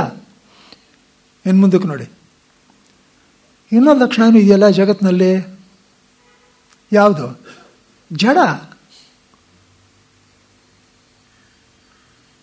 ಹೌದಲ್ಲ? ಜಡ ಅನ್ನೋದು ಒಂದು ಲಕ್ಷಣ ತಾನೆ. ಯಾಕೆ ನೋಡಿ, ಅದು ಜಡ, ಬುದ್ಧಿನೂ ಜಡ. ಹಾಗಾದರೆ ಜಡ ಲಕ್ಷಣ ಇರಬಾರ್ದು, ಜಡ ಲಕ್ಷಣ ಅಲ್ಲಿ ಇರಬಾರ್ದು. ಅದು ಯಾವುದದು? ಅಸತ್ಯಕ್ಕೆ ವಿರುದ್ಧವಾದ ಯಾವುದು? ಸತ್ಯ. ಜಡಕ್ಕೆ ವಿರುದ್ಧವಾಗಿರೋದು ಯಾವುದು? ಚೇತನ ಅನ್ನೋ. ನೋಡಿ, ಚೇತನ ಅಂತ ಹೇಳ್ಬಿಡ್ತಾರೆ, ಎಚ್ಚರಿಕೆ ಇಟ್ಕೊಳ್ಳಿ. ತುಂಬ ಸ್ಟ್ರಿಕ್ಟಾಗಿ ಮಾತಾಡುವಾಗ ಚೇತನ ಅಂತ ಮಾತಾಡಬಾರ್ದು, ಸ್ವಲ್ಪ ಅಳಕಳಕವಾಗಿ ಮಾತಾಡ್ತಾ ಇದ್ರೆ ಮಾತಾಡ್ಬೋದು. ಚೇತನ ಅಂತ ಏನು ಗೊತ್ತೇನೋ? ಇಚ್ಛಾ ದ್ವೇಷ ಸುಖಂ ದುಃಖಂ ಸಂಗಾತಶ್ಚೇತನಾ ಧೃತಿ ಏತತ್ ಕ್ಷೇತ್ರಂ. ಚೇತನ ಅನ್ನೋದು ಕ್ಷೇತ್ರ ಧರ್ಮ. ಥರ ಸುಮ್ಮನೆ ಜನರೆಲ್ಲ ಮಾತಾಡೋ ಹೇಳ್ಬಿಡ್ಬೋದು ಚೇತನ ಅಂತ. ಚೇತನ ಅಂತ ಏನು? ಚೇತನ ಅಂದರೆ ಯಾವುದರಲ್ಲಿ ಸ್ವಇಚ್ಛೆಯಿಂದ ಕೆಲಸಗಳಾಗುತ್ತೋ ಅದು ಚೇತನ. ಎಲ್ಲಿ ಕೆಲಸ ಆಗೋದು? ಇಲ್ಲಿ ಬುದ್ಧಿಯಿಂದ ಆಗುತ್ತೆ. ಇವಾಗ ಅದನ್ನು ವಸ್ತುವನ್ನು ತಳ್ಳೋದಕ್ಕೆ ಹೀಗೆ ಹೋಗಬೇಕು, ಹೌದಾನಪ್ಪ? ಹೌದಾನೆ?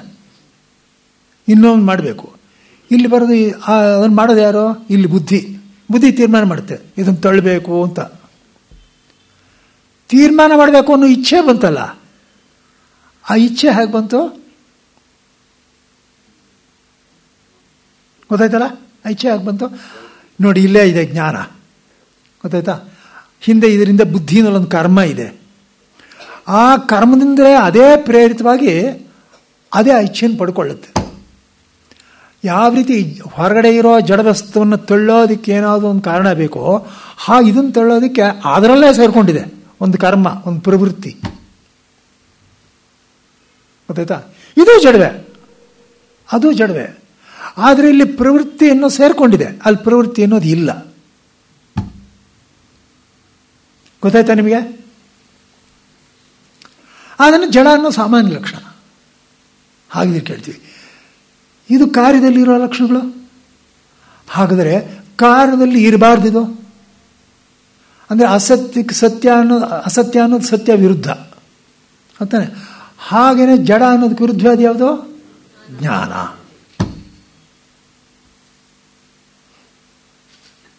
ಅರ್ಥ ಆಯ್ತೇನಪ್ಪ?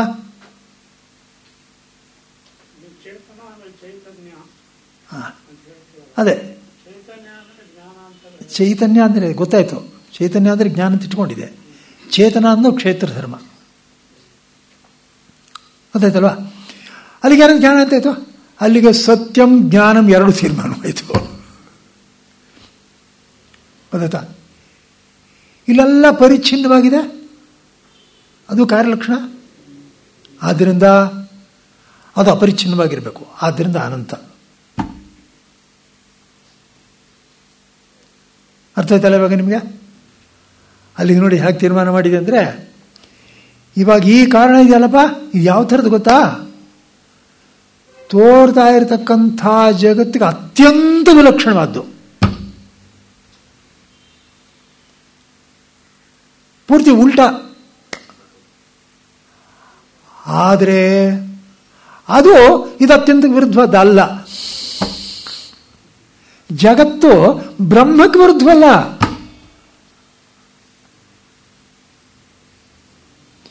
ಬ್ರಹ್ಮಕ್ಕೆ ವಿರುದ್ಧವೇ ಆಗಿದ್ದರೆ ಅದು ಬರೋಕ್ಕೆ ಸಾಧ್ಯವೇ ಇಲ್ಲ. ಹೇಳ್ತಾ ಅರ್ಥ ಆಗ್ತಾ ಇದೆ ನಿಮಗೆ? ಇವಾಗ ತನಗೆ ವಿರುದ್ಧವಾಗಿರೋದನ್ನು ತಾನು ಹೊರಗಡೆ ಉಂಟು ಮಾಡುತ್ತೆ ಅನ್ನೋ ಸಾಧ್ಯವಿಲ್ಲ. ಅದ್ರಲ್ಲಿ ತನಗೆ ವಿರುದ್ಧವಾಗಿರೋದೊಂದು ಇಲ್ವಲ್ಲ, ತನಗೆ ಅವಿರುದ್ಧವಾಗಿರೋದನ್ನೇ ಅದು ತೋರಿಸುತ್ತೆ. ಆದ್ದರಿಂದ ಹೇಳಿರೋದು ಕಾರ್ಯಕಾರಣ ಸಂಬಂಧ ಅವನು ಎಷ್ಟು ಆಳವಾಗಿದೆ ಅಂತ ತಿಳ್ಕೊಳ್ಳಿ. ಏನಪ್ಪ ಅಂದರೆ, ಕಾರ್ಯ ಅನ್ನೋದು ಕಾರಣಕ್ಕೆ ವಿರುದ್ಧವಲ್ಲಯ್ಯ, ಅದರ ಕಾರಣ ಅನ್ನೋದು ಕಾರ್ಯಕ್ಕೆ ವಿರುದ್ಧ. ಬಹಳ ಜಟಿಲವಾಗಿದೆ ಇದು. ನೀವು ಇದನ್ನು ಮನನ ಮಾಡಿದಷ್ಟೂ ವೇದಾಂತ ಚೆನ್ನಾಗಿ ಗೊತ್ತಾಗುತ್ತೆ. ಇದನ್ನು ಬಿಡಬೇಡಿ, ಕಾರ್ಯಕಾರಣ ನ್ಯಾಯ ಬಿಡಬೇಡಿ. ಇದೆಲ್ಲ ನಾನು ಸ್ವಲ್ಪ ಜನರಲ್ ಕೆಲವು ಸ್ಲೋಗನ್ಸ್ ಕೊಟ್ಬಿಡ್ತೀನಿ, ಅದನ್ನ ಇಟ್ಕೊಂಡಿರಿ. ಅದನ್ನ ಇಟ್ಕೊಂಡ್ರೆ ನೀವು ಇದನ್ನು ಬಿಡದೇ ಇದ್ದೀರ, ನೀವು ವೇದಾಂತದಲ್ಲಿ ಸಂಶಯ ಬರಲ್ಲ. ಗೊತ್ತಾಯ್ತಾ? ಅದೇನು ಕಾರ್ಯ ಕಾರಣಕ್ಕೆ ವಿರುದ್ಧವಲ್ಲ, ಅವಿರುದ್ಧ. ಆದರೆ ಕಾರಣ ಕಾರ್ಯಕ್ಕೆ ವಿರುದ್ಧ. ಇವಾಗ ಏನಾಯ್ತು ನೋಡಿ, ಅಂದರೆ ಸಂಪೂರ್ಣ ಜಗತ್ ಸಮನ್ವಯವಾಯಿತೋ ಇಲ್ವಾ? ಏನು ಸಮನ್ವಯ? ಕಾಣಿಸೋ ವಿಚಾರ ಇಷ್ಟೊತ್ತು ಮಾತಾಡಿದ್ವಿ. ವ್ಯವಹಾರವೂ ಅಷ್ಟೇ. ಎಲ್ಲ ವ್ಯವಹಾರಗಳಿಗೂ ಆಧಾರವಾಗಿರೋದು ಪ್ರಾಣ, ಆ ಪ್ರಾಣಕ್ಕೆ ಆಧಾರವಾಗಿರೋದು ಬ್ರಹ್ಮ. ಇವಾಗ ನೋಡಿಪ್ಪ, ಒಂದು ಚಕ್ರ ಗರ್ರಂತ ಸುತ್ತಬೇಕಾಗಿದ್ದರೆ ಅದು ಮಧ್ಯೆ ಇರೋದೊಂದು ಬೆಳೆ ಹಾಕಿರ್ತಾರಲ್ಲಪ್ಪ, ಆಕ್ಸಿಸು, ಅದು ಸುತ್ತುತ್ತಾ? ಸ್ಥಿರವಾಗಿದೆಯಲ್ಲ, ಅದು ಸ್ಥಿರವಾಗಿದ್ದರೆ ಸುತ್ತೋದು. ಅದು ಸ್ಥಿರವಾಗಿಲ್ಲದೆ ಇದ್ರೆ ಬಿದ್ದೋಗುತ್ತೆ, ಸುತ್ತೋಕ್ಕಾಗೋದಿಲ್ಲ. ನಿಮ್ಮನ್ನ ಹೇಳೋ ಪಾಯಿಂಟ್ ಅರ್ಥವಾಗ್ತಾ ಇದೆ ಪ್ರತಿಯೊಬ್ಬರಿಗೂ? ಅದೇನು, ಇದು ಅದಕ್ಕೆ ಶತ್ರುತ್ವ ಕಟ್ಕೊಳ್ಳೋಕ್ಕಾಗಲ್ಲ. ಅದ್ರ ಜೊತೆ ಶತ್ರುತ್ವ ಕಟ್ಕೊಳ್ಳೋದು ಉಳಿಯೋದೇ ಇಲ್ಲ, ಸರ್ವನಾಶವಾಗ್ಬಿಡುತ್ತೆ. ಗೊತ್ತಾಯ್ತಾ? ಆದ್ದರಿಂದ ಅದು ಹೇಗಿದೆ ಅಂದರೆ ಎಲ್ಲವನ್ನೂ ಸಮನ್ವಯ ಮಾಡುತ್ತೆ, ಎಲ್ಲ ವ್ಯವಹಾರಗಳನ್ನೂ ಸಮನ್ವಯ ಮಾಡುತ್ತೆ.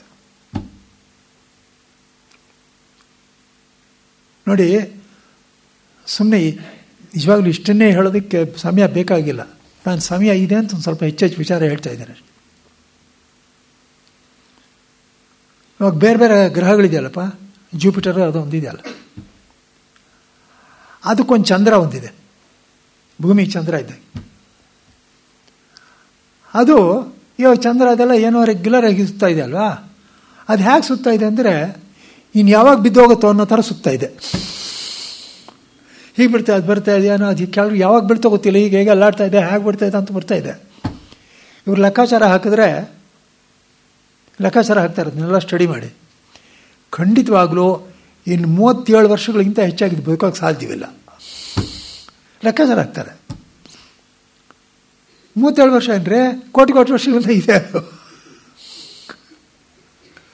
ಖಂಡಿತವಾಗ್ಲೂ ಬಿದ್ದೋಗಲ್ಲ ಅದು. ಇವಾಗ ಇದೇನು ಸಮನ್ವಯ ಮಾಡೋಕ್ಕಾಗಿಲ್ಲ ಅವ್ರ ಕೈಲಿ. ನಿಮಗೊಂದು ದೃಷ್ಟಾಂತ ಗೊತ್ತಾಯ್ತಾನೆ ಹೇಳೋದು. ಏನಿದು, ನಾವು ಏನೇನೋ ಮಾತಾಡಿದ್ದು, ಸೈನ್ಸು ಅದು ಪಸ್ಸು ಅಂತ ಏನು ಮಾತಾಡ್ಕೊಂಡಿದ್ದೆವು, ಎಲ್ಲ ಏನೇನೋ ಮಾಡ್ತಾ ಇದ್ವಲ್ಲ, ಗೊತ್ತಿದೆಯಲ್ಲ. ಇದ್ಯಾಕೆ ಗೊತ್ತಿಲ್ಲ?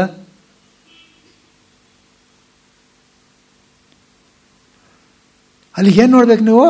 ಸಮಗ್ರ ಪ್ರಪಂಚವನ್ನು ನೋಡಿದ್ರೆ ಇಲ್ಲಿದೆ. ಇದೇನು ಗೊತ್ತಾ? ಭೀಷಾಸ್ಮಾದ್ವಾತಃ ಪವತೆ ಭೀಷೋದೇ ಸೂರ್ಯ ಭೀಷಾಸ್ಮಾದ್ ಅಗ್ನಿಶ್ಚೇಂದ್ರಶ್ಚ ಮೃತ್ಯುರ್ಧಾವತಿ ಪಂಚಮೈತಿ. ಇದು ಹೆದರಿಕೆಯಿಂದ ಎಲ್ಲ ಕೆಲಸ ಮಾಡ್ತಾ ಇದೆ. ಬೀಳ್ಬಾರ್ದು ನೀನಲ್ಲಿ. ಹಾಗಿದೆ ಕಟ್ನೆಂಟ್ ಮಾಡಿದೆ. ಸರ್ವ ಅನುಲ್ಲಂಘಿ ಶಾಸನ, ಲಲಿತಾಸನಮ, ಸರ್ವ ಅನುಲ್ಲಂಘಿ ಶಾಸನ.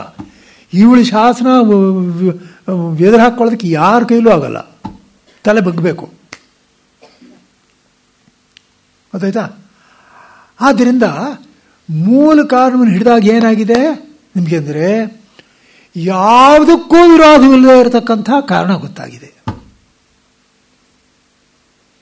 ಆದ್ದರಿಂದ ಇದು ಅಸ್ಪರ್ಶಯೋಗ. ಇದು ನಾನೇ. ಯಾವ ಈ ಬ್ರಹ್ಮ ಇದೆಯೋ ಯಾವುದಕ್ಕೂ ವಿರುದ್ಧವಾಗಿದ್ದರೋ ಅದು ನಾನೇ. ಇವಾಗ ನೋಡಿ ಹೇಗೆ ನಾನೇ ಅಂತ ನೋಡಿ. ಯಾವ ತುರಿಯಾತ್ಮ ಜ್ಞಾನ ಇಲ್ಲ ಬಿಡಿ. ನೀವು ನೋಡಿ, ಇಲ್ಲಿ ಒಳಗಿರೋನು ಬೇರೆ ಎಲ್ಲ ಸತ್ರೂ ಇದಿರುತ್ತೋ ಇಲ್ವಾ? ಇಲ್ಲಿ ಒಂದೇ ಕಡೆ ತಾನೆ ಸಾಯೋದು ಅನ್ನೋದೇನು ಇಲ್ಲದೆ ಇರೋದು. ನಾಡಿದ ವಾಕ್ಯ ಗೊತ್ತಾಯ್ತಾ? ಇವಾಗ ಹೊರಗಡೆ ಏನು ನೋಡಿದ್ರು ಎಲ್ಲ ಒಂದ್ಸಲ ಖಂಡಿತ ಒಂದ್ಸಲ ಸತ್ಯ ಸಾಯುತ್ತೆ ಅನ್ನೋದೇ ಇರೋದು. ಗೊತ್ತಾ ನೆನಪ? ಇಲ್ಲಿ ಏನಾದರೂ ಇಲ್ಲ ಸಾಯುತ್ತೆ ಅನ್ನೋದು ಒಂದಿದೆಯಾ? ಇಲ್ವಲ್ಲ. ಅಲ್ಲಿಗೇನಾಯ್ತು? ಎಲ್ಲ ಸಾಯ್ತಾ ಇರೋ ವಸ್ತುಗಳೆಲ್ಲದೂ ಅಲ್ಲೇ ಇದೆ. ನಾನು ಇದ್ದೀನಿ, ನನಗೆ ಸಾವೇ ಇಲ್ವಲ್ಲ. ಅದು ಸಾಯ್ತಾ ಇದೆ, ನನಗೆ ಸಾವೇ ಇಲ್ವಲ್ಲ. ಅಲ್ಲಿಗೆ ಸಾವಿಲ್ಲದೆ ಇರೋಂತಾನೆ ಇದಕ್ಕೆಲ್ಲ ಆಧಾರವಾಗಿರಬೇಕು. ಇವಾಗೇನಿದೆ ಅವಿರೋಧ, ವಿರೋಧ ಏನಿದೆ ಅವಾಗ? ಅಲ್ಲಿ ಸಿದ್ಧವಾಗುತ್ತಲ್ಲ ಈಗ. ಗೊತ್ತಾಯ್ತಾ? ಆದ್ದರಿಂದ ಇಲ್ಲಿ ನಾನು ಸುಷುಪ್ತಾತ್ಮನನ್ನು ನೋಡಿ ಅದನ್ನು ಜ್ಞೇಯ ಮಾಡಿಕೊಂಡಿದ್ದೀನಿ, ಜಾಗ್ರತ್ನಲ್ಲಿ ಜ್ಞೇಯ ಮಾಡ್ಕೊಂಡು ನೋಡ್ತಾ ಇದ್ದೀನಿ. ಆದ್ದರಿಂದ ಅಸ್ಪರ್ಶಯೋಗ ನನಗಿನ್ನೂ ದಕ್ಕಿಲ್ಲ. ನಾನು ಇಲ್ಲಿಂದ ನೋಡೋದನ್ನು ಬಿಟ್ಟು ಅಲ್ಲಿಂದಲೇ ನನ್ನನ್ನೇ ನಾನು ನೋಡೋದು ಕಲ್ತ್ಕೋಬೇಕು. ಅದು ಅಸ್ಪರ್ಶಯೋಗ. ಅದನ್ನೇ ಹೇಳಿರೋದು. ನೋಡಪ್ಪ, ಬುದ್ಧಿನ ಅಲ್ಲೇ ಇಡು, ಅಲ್ಲೇ ಇಡೋದು ಕಲ್ತ್ಕೋ. ಅಲ್ಲೇ ಇಟ್ಟರೆ ಬುದ್ಧಿ ಕರಗೋಗುತ್ತೆ. ಅವಾಗ ಕರಗೋಗುತ್ತೆ ಅಂದರೆ ತಿರ್ಗಾ ಬರೋದೇ ಇಲ್ಲ ಅಂತ ಅರ್ಥವಲ್ಲ. ಬರುತ್ತೆ, ಅದ್ರ ಕೆಲಸ ಮಾಡ್ತಾ ಇರುತ್ತೆ. ಆದರೆ ಅದಕ್ಕೆ ಗೊತ್ತಾಗಿ ಹೋಗುತ್ತೆ, ಅಯ್ಯೋ ನಾನು ಬ್ರಹ್ಮಕ್ಕೆ ವಿರುದ್ಧ ಅಲ್ಲ ಅಂತ ಗೊತ್ತಾಗಿ ಹೋಗುತ್ತೆ. ಅದನ್ನೇ ಸರ್ವಾತ್ಮಭಾವ ಅನ್ನೋದು. ನನಗೆ ವಿರುದ್ಧವಲ್ಲ ಅಂತ ತಿಳ್ಕೊಳ್ತಿದ್ಯಲ್ಲ, ಅದೇ ಸರ್ವಾತ್ಮಭಾವ. ಏನಪ್ಪ?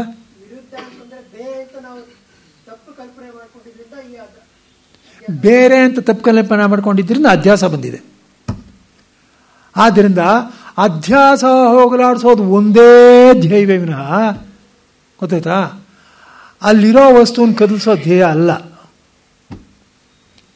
ನೋಡಿ, ರಜ್ಜು ಸರ್ಪ ದೃಷ್ಟಾಂತದಲ್ಲಿ ಮಾಡಿರೋ ದೊಡ್ಡ ಮಹಾಘೋರವಾಗಿರೋ ತಪ್ಪಿದು. ರಜ್ಜು ಸರ್ಪ ದೃಷ್ಟಾಂತ ಕೊಟ್ಟಿರೋದು ಯಾಕೆ ಗೊತ್ತೇನೋ?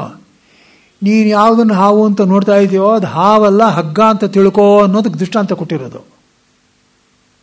ಇವರು ಹಾವಿಲ್ಲ, ಅದಕ್ಕೋಸ್ಕರ ಜಗತ್ತಿಲ್ಲ ಅಂತ ತಿಳ್ಕೊಂಡ್ರೆ ಏನು ಹೇಳ್ಬೇಕು ಹೇಳಿ?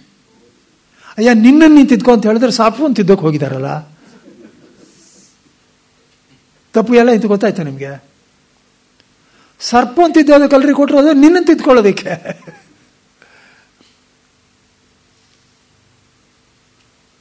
ಗೊತ್ತಾಯ್ತಲ್ಲ? ಈ ಸಮಯದಲ್ಲಿ ಸ್ವಲ್ಪ ಡಿಸ್ಕನೆಕ್ಟ್ ಆಗುತ್ತೆ. ಈ ಸಮಯದಲ್ಲಿ ಒಂದು ಸ್ವಲ್ಪ ಹೇಳ್ಬಿಡ್ತೀನಿ ನೋಡಿ, ವಾಪಸ್ ಬಂದ್ಬಿಡ್ತೀನಿ. ಅಲ್ಲಿ ಬುದ್ಧಿ ಪರಿಕಲ್ಪಿತೇನ ಅಂತ ಒಂದು ಪದ ಇದೆ, ಗೊತ್ತಾಯ್ತಾ? ಬುದ್ಧಿ ಕಲ್ಪಿತೇನ ಅಂದರೆ ಅವಿದ್ಯಾಕಲ್ಪಿತೇನ ಅಂತ ಸಾಧಾರಣ ಎಲ್ಲರೂ ತೀರ್ಮಾನ ಮಾಡಿಬಿಟ್ಟಿದ್ದಾರೆ. ಬುದ್ಧಿ ಕಲ್ಪಿತೇನ ನೀನೆಲ್ಲೂ ಬಂದಿಲ್ಲ, ಚಾಂದೋಗ್ಯದಲ್ಲಿ ಬಂದಿದೆ. ಒಂದು ಕ್ಷಣ ಯೋಚನೆ ಮಾಡಬೇಡವೆ. ಅಲ್ಲಿ ಏನು ಹೇಳಿರೋದು? ಬಹುಸ್ಯಾಂ ಪ್ರಜಾಯೇಯ ಯಥಾ ರಜ್ವಾದಿ ಸರ್ಪಾದ್ಯಾಕಾರೇಣ ಬುದ್ಧಿ ಪರಿಕಲ್ಪಿತೇನ ಅಂತಾರೆ. ನಾನು ಬಹುರೂಪದಲ್ಲಿ ಪ್ರಕಟವಾಗ್ತೀನಿ. ಹೇಗೆ ಅಂದರೆ ಹಗ್ಗ, ಹಾವು ಇತ್ಯಾದಿ ಬುದ್ಧಿ ಪರಿಕಲ್ಪಿತವಾಗಿರ್ತಕ್ಕಂಥ ಆಕಾರದಲ್ಲಿ ಹೇಗೆ ಬರುತ್ತೋ ಹಾಗೆ ಅಂತ ಹೇಳಿದಾರಲ್ಲ ಈ ವಾಕ್ಯ. ಈ ವಾಕ್ಯ ಯಾರು ಹೇಳಿರೋದು ಹೇಳಿ? ಯಾರು ಹೇಳಿರೋದು ಈ ವಾಕ್ಯ? ಬಹುಸ್ಯಾಂ ಪ್ರಜಾ ಅಂದರೆ ಯಾರು ಹೇಳ್ತಾ ಇರೋದು ಹೇಳಿಪ್ಪ?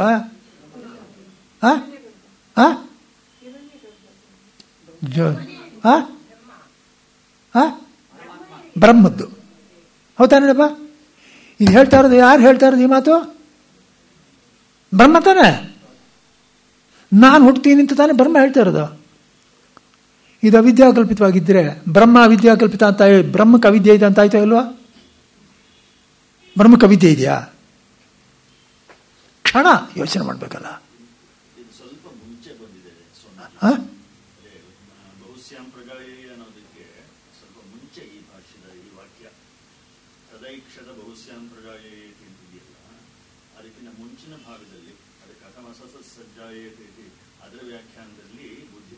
ಅಲ್ಲೇ ಆಯ್ತು, ಗೊತ್ತಾಯ್ತು. ನೋಡಿ ಮುಂದಕ್ಕೆ ಹೇಳ್ತೀನಿ. ಏನು ಹೇಳಿದೆ ಅಂದರೆ, ಇವಾಗ ಬುದ್ಧಿ ಪರಿಕಲ್ಪಿತ ಅನ್ನೋದಕ್ಕೆ ವಿಶೇಷವಾದ ಅರ್ಥ ಏನು ಅಂತ ಹೇಳ್ತೀನಿ. ಅಲ್ಲೇನು ಮಾಡ್ತಾರೆ? ಎರಡು ದೃಷ್ಟಾಂತ ಕೊಟ್ಟಿದ್ದಾರೆ. ಏನಂದರೆ, ಬಹುಸ್ಯಾಂ ಪ್ರಜಾಯ ಯಥಾ ಮೃದ್ಘಟಾದ್ಯಾಕಾರೇಣ ಯಥಾ ವಾ ರಜ್ವಾದ ಸರ್ಪಾದ್ಯಾಕಾರೇಣ ಬುದ್ಧಿ ಪರಿಕಲ್ಪಿತೇನ ಅಂತ ಹೇಳಿದ್ದಾರೆ. ಗೊತ್ತಾಯ್ತಾ? ಬುದ್ಧಿ ಪರಿಕಲ್ಪಿತೇನ ಅನ್ನೋದು ಇನ್ನೊಂದು ಕಡೆನೂ ಇದೆ, ಎರಡು ಕಡೆ ಇದೆ. ಇವಾಗ ಇದನ್ನು ತಗೊಳ್ಳಿ. ಇಲ್ಲಿ ನಿಜವಾಗ್ಲೂ ಏನು ಮಾಡಿರೋದು? ಮೊದಲನೇದು ಉಪಾದಾನ ಕಾರಣ ಕಾರ್ಯ ಸಂಬಂಧ ಗೊತ್ತಾಗ್ತಾ ಇದೆ ಸ್ಪಷ್ಟವಾಗಿ. ಇಲ್ಲಿ ಕಾರ್ಯಕಾರಣ ಸಂಬಂಧ ಇಲ್ಲ, ಹೌದಲ್ವಾ? ಕಾರ್ಯಕಾರಣ ಸಂಬಂಧ ಇಲ್ಲದೆ ಇರೋ ಒಂದು ದೃಷ್ಟಾಂತ ಕೊಟ್ಟು ಬುದ್ಧಿ ಪರಿಕಲ್ಪಿತ ಅಂದಿದ್ದಾರೆ. ಕಾರ್ಯಕಾರಣ ಸಂಬಂಧ ಕೊಟ್ಟು ಅಷ್ಟೇ ಹೇಳಿದ್ದಾರೆ, ಬುದ್ಧಿ ಪರಿಕಲ್ಪಿತ ಅಂತ ಏನು ಹೇಳಿಲ್ಲ. ತಕ್ಷಣ ಏನು ಹೊಳಿಬೇಕು? ಇಲ್ಲಿ ಉಪಾದಾನ ಕಾರಣ ಹೇಳಿದ್ದಾರೆ, ಇಲ್ಲಿ ನಿಮಿತ್ತ ಕಾರಣ ಹೇಳಿದ್ದಾರೆ.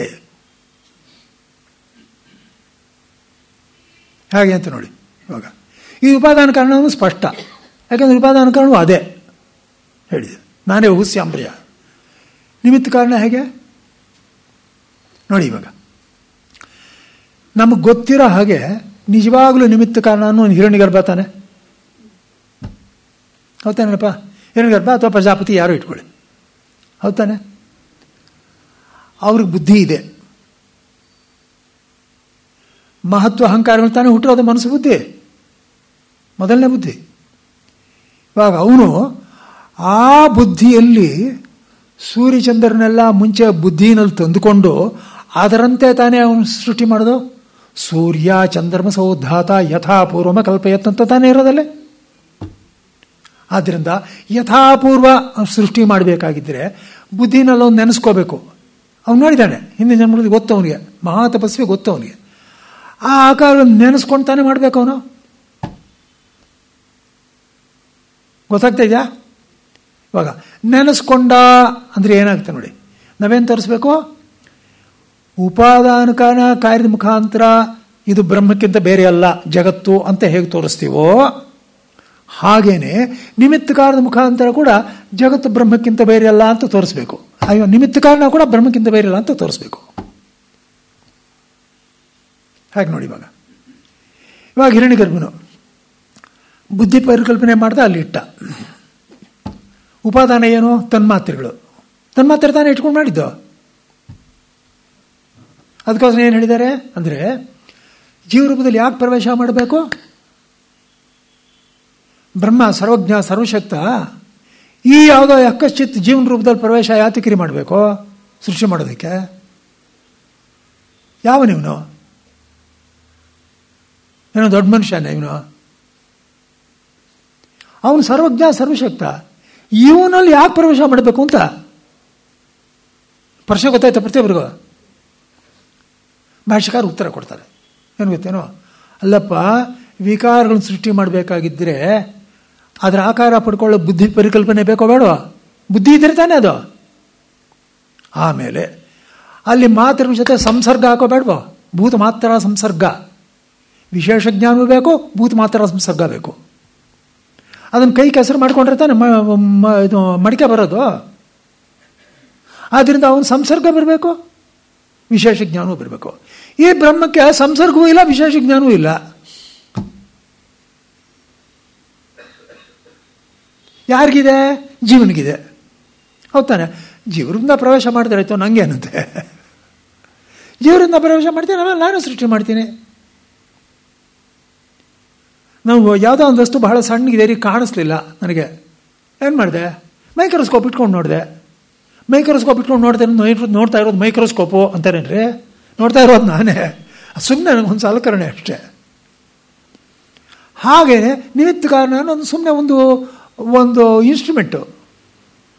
ಅವನೇನು ಮಾಡ್ದ?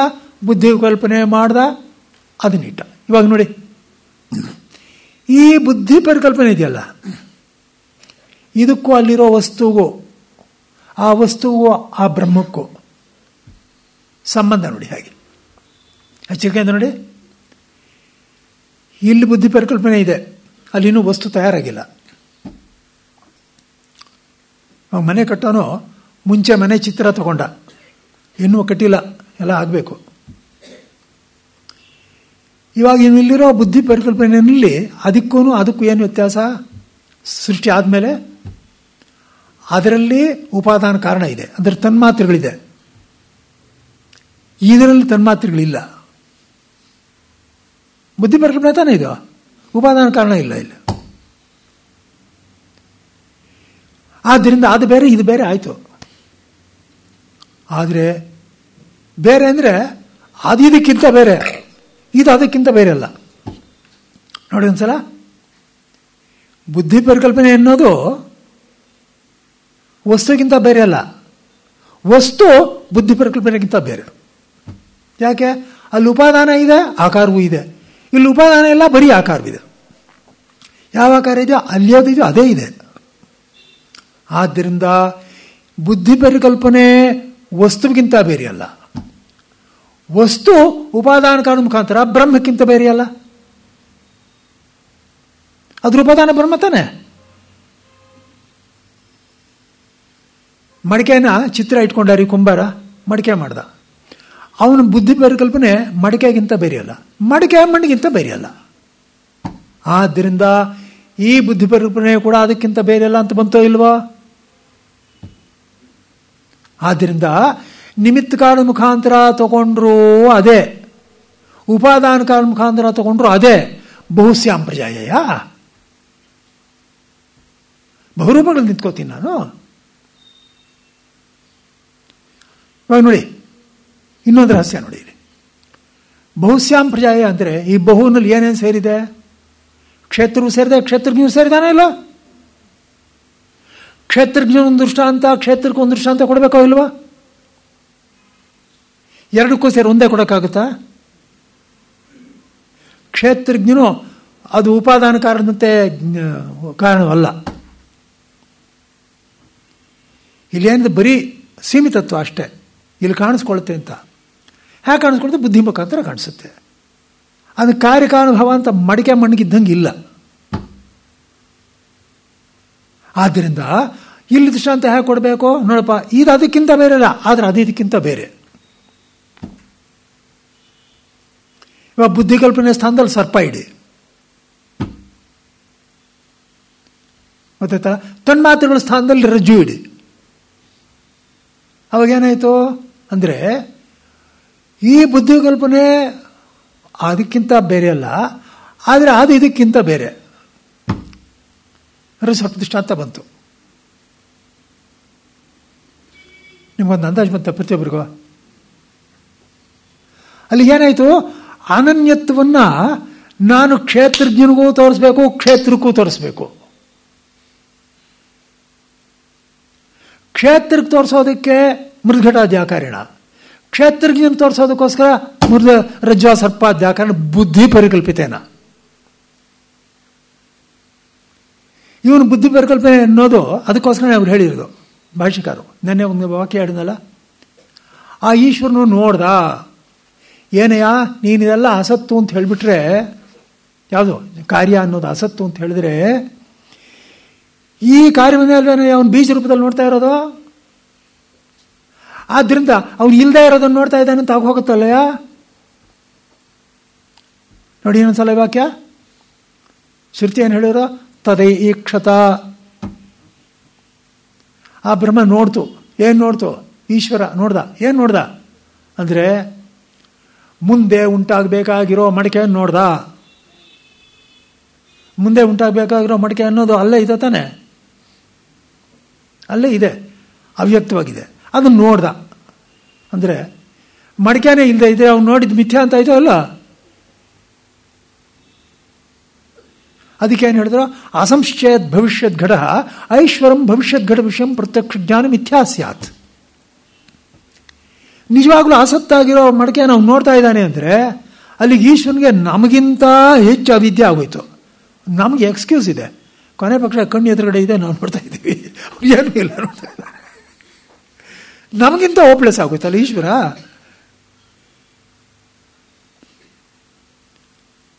ಏನಪ್ಪ ಅಂದಾಜು ಬರ್ತಾ ಇದೆ ಪ್ರತಿಯೊಬ್ಬರಿಗೂ? ಆದ್ದರಿಂದ ಈ ಅವಿದ್ಯಾಕಲ್ಪಿತ ಅನ್ನೋದಿಯಲ್ಲ, ಎಕ್ಸ್ಟ್ರಾರ್ಡಿನರಿ ರಬ್ಬಿಶ್. ಎಲ್ರಿಗೂ ತಲೆ ಕೆಟ್ಟೋಗಿದೆ, ಅರ್ಥನೇ ಇಲ್ಲ ಆ ಮಾತಿಗೆ. ಅವಿದ್ಯಾಕಲ್ಪಿತ ಅಂತ ಭಾಷೆಕಾರರೇ ಹೇಳಿದ್ದಾರೆ. ಯಾವುದಕ್ಕೆ ಹೇಳಿದ್ದಾರೆ? ಬ್ರಹ್ಮಕ್ಕೆ ಭಿನ್ನವಾಗಿರೋದು ಅಂತ ಹೇಳಿದ್ದಾರೆ. ಅದು ಎಲ್ರಿಗೂ ಗೊತ್ತು, ಅದನ್ನು ಜ್ಞಾಪಕ ಇಟ್ಕೋಬೇಕಷ್ಟೆ. ಅದಕ್ಕೋಸ್ಕರ ರಜಸರ್ಪ ದೃಷ್ಟಾಂತ ಕೊಟ್ಟು ಏನು ಹೇಳಿದ್ದಾರೆ, ನೀನು ಈ ಸರ್ಪವನ್ನು ರಜ್ಜುಗಿಂತ ಬೇರೆ ಅಂತ ತಿಳ್ಕೊಂಡ್ರೆ ನೀನು ಮೂಢ, ಅವಿದ್ಯಾವಂತ, ಅಜ್ಞಾನಿ. ನೀನು ವಿವೇಕಿ ಆಗಿದ್ದರೆ ಈ ನಾನು ನೋಡ್ತಾ ಇರೋ ಸರ್ಪ ರಜ್ಜುಗಿಂತ ಬೇರೆ ಅಲ್ಲ ಅಂತ ತಿಳ್ಕೊತೀಯ ಅಂತ ಹೇಳ್ತಾರೋ ಇಲ್ಲಪ್ಪ? ಇದಕ್ಕೇನರ್ಥ? ಅಲ್ಲಿಗೆ ಅವಿದ್ಯಾ ಕಲ್ಪಿತ ಅಂದರೆ ಬೇರೆ ತಿಳ್ಕೊಳ್ಳೋದು ಅಂತ ತಾನೇ ಅರ್ಥ. ಬೇರೆ ತಿಳ್ಕೊಳ್ಬಾರ್ದು ಅಂತ ವಿದ್ಯಾ ಅರ್ಥ. ವಿದ್ಯಾ ಅಂದ್ರೇನು? ಬೇರೆ ತಿಳ್ಕೊಬೇಡ ಅನ್ನೋದು. ಅವಿದ್ಯಾ ಅಂದ್ರೇನು? ಬೇರೆ ತಿಳ್ಕೊಳ್ಳೋದು. ಒಂದಕ್ಕೊಂದು ಪರಸ್ಪರ ವಿರುದ್ಧವಾಗಿದೆ. ಅದಕ್ಕೋಸ್ಕರ ವಿದ್ಯಾ ಬಂದರೆ ಅವಿದ್ಯಾ ಪೂರ್ತಿ ಸಾಯುತ್ತೆ, ತಿರ್ಗಾ ಬರೋಲ್ಲ.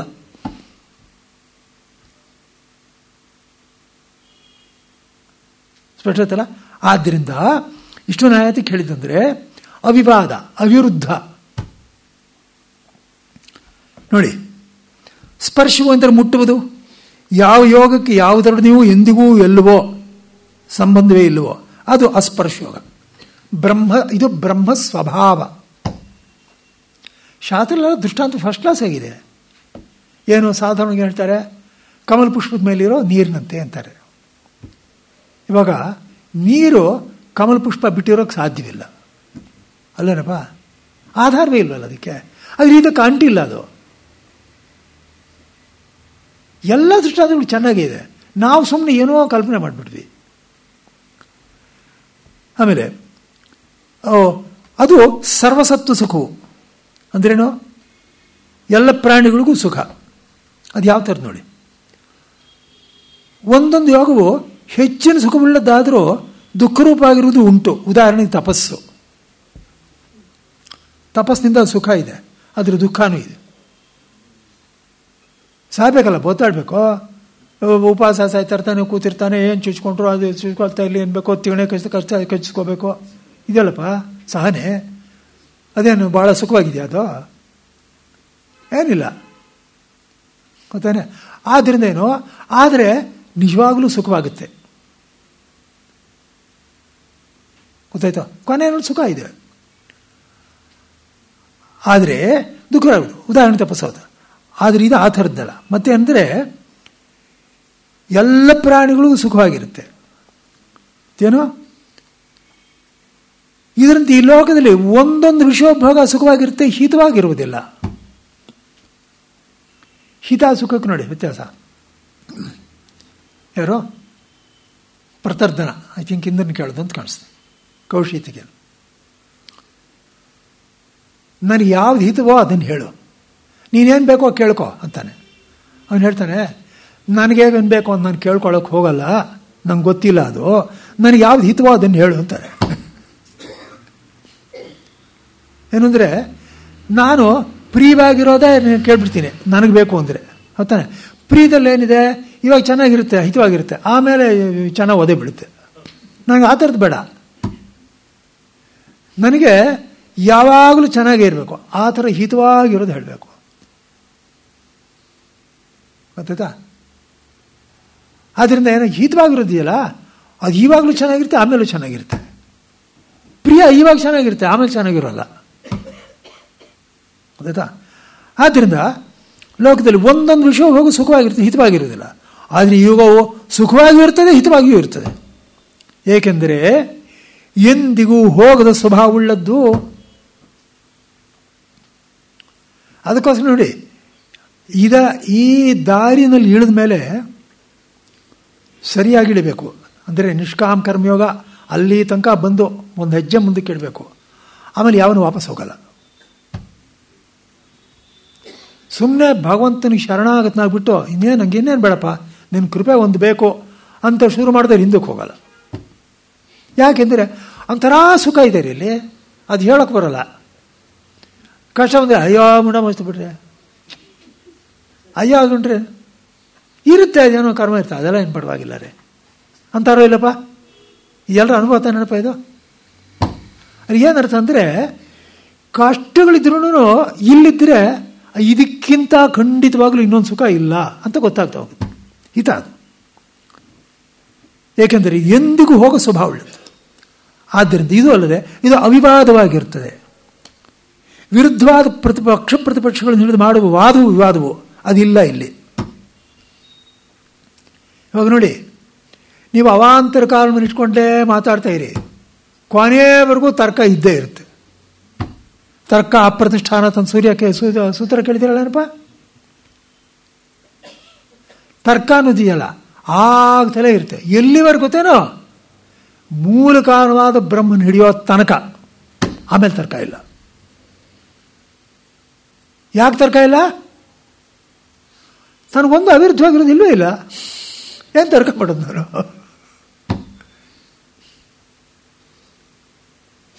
ಗೊತ್ತಾಗ್ತಾ ಇದೆ ನಿಮಗೆ? ನನಗೆ ಇನ್ನೊಂದು ವಿರುದ್ಧವಾಗಿ ಅಂತ ಇದ್ದರೆ ನಾನು ತರ್ಕ ಮಾಡಬೇಕು, ಏನೋ ಹೊಡೆದಾಡಬೇಕು, ಏನೋ ಹಂಗೆ ಯಾವತ್ತು ಏನು ಕೈ ಕೊಡ್ತೋ ಇದು, ಅದಕ್ಕೋಸ್ಕರ ನೀವು ಮಟ್ಟ ಹಾಕಬೇಕು ಅಂತ ಏನೋ ಒಂದಿರುತ್ತೆ. ಎಲ್ಲ ನಾನೇ ರೀ. ನೋಡಿ ಉಪನಿಷತ್ ನೋಡಿ, ಪ್ರಜಾಪತಿ ಹುಟ್ಟುಬಿಟ್ಟ, ಇವನು ಸೃಷ್ಟಿ ಮಾಡಿದ್ನೋ ಇಲ್ಲೋ, ಹೋಯ್ತು, ಲೋಕಗಳು ಹೋಗ್ತಾ ಇದೆ, ಚೆದರ್ತಾ ಇದೆ, ಲೋಕಗಳು ಚೆದರ್ತಾ ಇದೆ ಅಂತಿದೆ, ಗೊತ್ತಾಯ್ತಾ. ಇದನ್ನು ಹೇಳ್ತಾರಲ್ಲ ಸ್ಕ್ಯಾಟ್ರಿಂಗ್ ಅಂತಾರೆ. ಇವಾಗ ಎಲ್ಲ ಲೋಕಗಳು ಹಿಂದಿಂದಕ್ಕೆ ಹೋಗ್ತಾ ಇರೋ ಸೈನ್ಸ್ನಲ್ಲೂ ಗೊತ್ತಿದೆ, ಶಾಸ್ತ್ರದಲ್ಲೂ ಹೇಳಿದೆ. ಹೋಗ್ತಾ ಇದ್ದಾರ, ಹೆದರಿಕೆ ಆಗೋಯ್ತು ಅವನಿಗೆ. ಅಯ್ಯೋ ಅಯ್ಯೋ ಅಯ್ಯೋ ಅಯ್ಯೋ ಅಯ್ಯೋ ಇದೇನಿದೆ, ಎಲ್ಲ ಹಿಂಗೆ ಹೋಗ್ತಾ ಇದೆ, ಅಯ್ಯೋ ನಾನೊಮ್ಮೆ ಇದ್ದೀನಲ್ಲ ಅನ್ನಿಸ್ತು, ಏನಪ್ಪ ಇಲ್ಲಿ ಸಿಕ್ಕಾಕೊಂಡ್ಬಿಟ್ಟಿದ್ದೀನಿ ಅಂತ. ಆಮೇಲೆ ಒಂದು ಮಹಾ ತಪಸ್ವಿಗಳು ಅವರೆಲ್ಲ, ಅವನು ಬಹಳ ಬೇಗ ಗೊತ್ತಾಗೋಯ್ತು, ಅರೆ ರೇ ನಾನೇ ಸೃಷ್ಟಿ ಮಾಡಿರ್ತಿದ್ದ, ನಮ್ಮದೇ ಒಂದು ನನಗಿಂತ ಭಿನ್ನವಲ್ಲ. ದ್ವಿತೀಯಾದ್ವೈ ಭಯಂ ಭವತಿ, ಇನ್ನೊಂದು ಇದ್ದರೆ ಭಯ ಇರುತ್ತೆ, ಇನ್ನೊಂದು ಅಂತ ಇಲ್ವೇ ಇಲ್ವಲ್ಲ, ಎಲ್ಲ ನಾನೇ ತಾನೆ. ಅದಕ್ಕೋಸ್ಕರ ತಸ್ಮಾತ್ ಭಯಂ ವಿಯಾಯ, ಆದ್ದರಿಂದ ಭಯ ಬಿಟ್ಟ ಒಂದೊಂದು ಮಂತ್ರನ ಚೆನ್ನಾಗಿ ಜ್ಞಾಪಕ ಇಡಿ. ಭಯ ಬಿಟ್ಟಿದ್ದು ಯಾತಕ್ಕೆ? ಇಲ್ವೇ ಇಲ್ಲ ಒಂದೊಂದು ತಿಳ್ಕೊಂಡಿದ್ದಕ್ಕ, ಅದಿದೆ ನಂಗಿಂತ ಬೇರೆ ಅಲ್ಲ ಅಂತ ತಿಳ್ಕೊಂಡಿದ್ದಕ್ಕೆ ತಾನೆ. ಏನ್ರಿ ಸ್ವಲ್ಪ ಟಿಕ್ ಮಾರ್ಕ್ ಹಾಕ್ರಿ ನೀವು.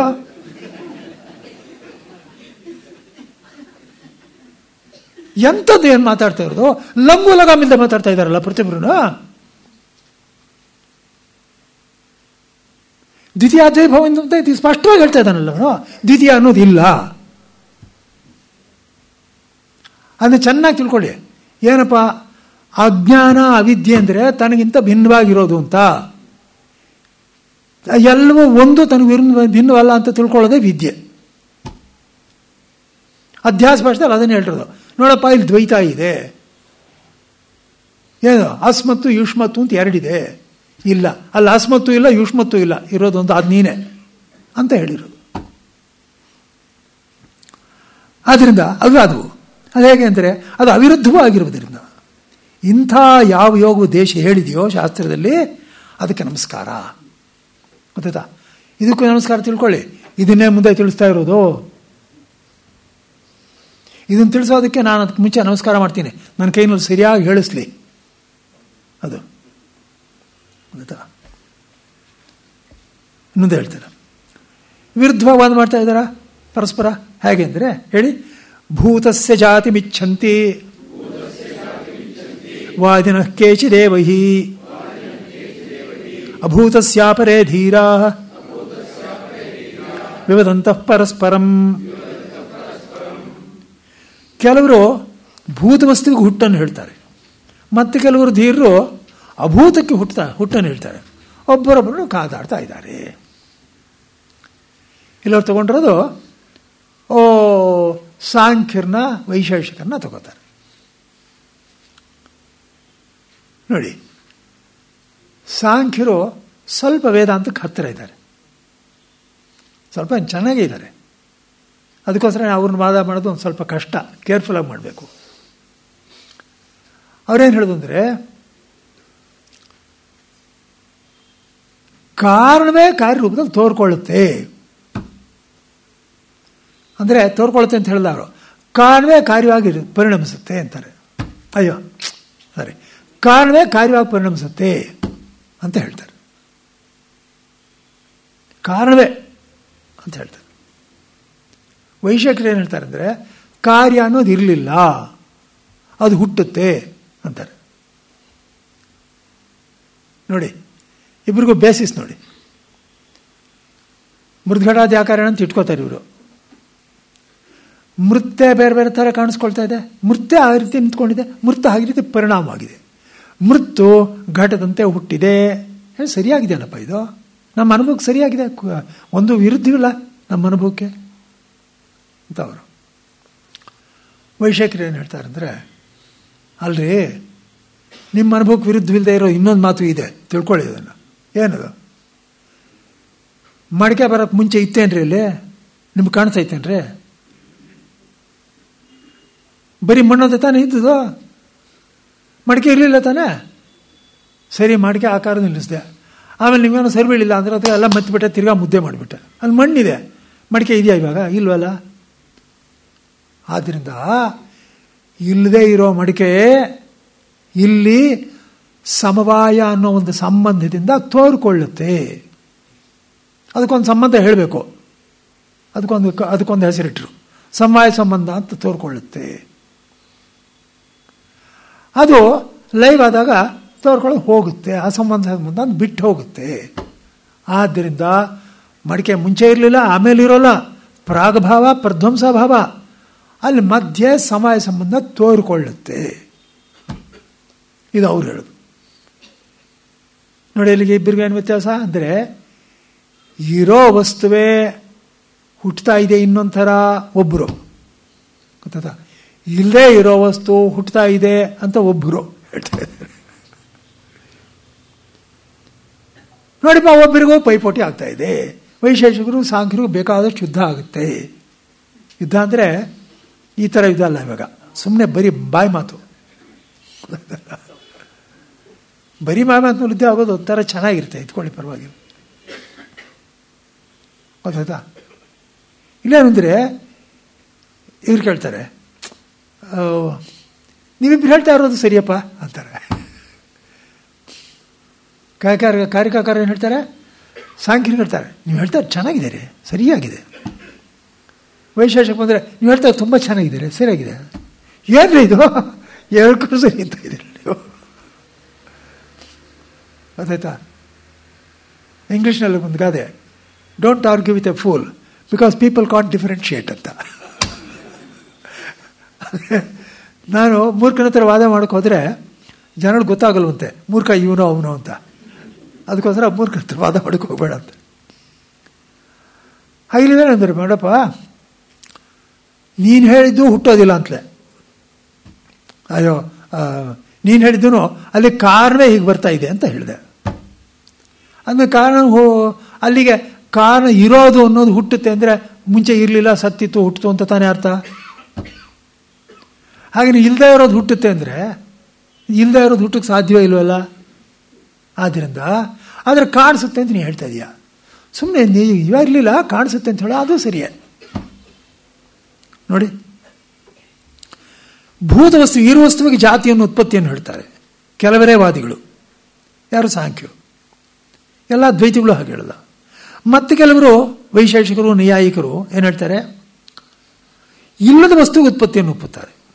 ಧೀರರು ಬುದ್ಧಿವಂತರು ಅಂದರೆ ತಾವೇ ತಿಳಿದರು ಅಭಿಮಾನ ಉಳ್ಳವರು ವಿವಾದ ಮಾಡುತ್ತಾ ವಿರುದ್ಧವಾಗಿ ವಾದಿಸ್ತಾ ಇದ್ದಾರೆ.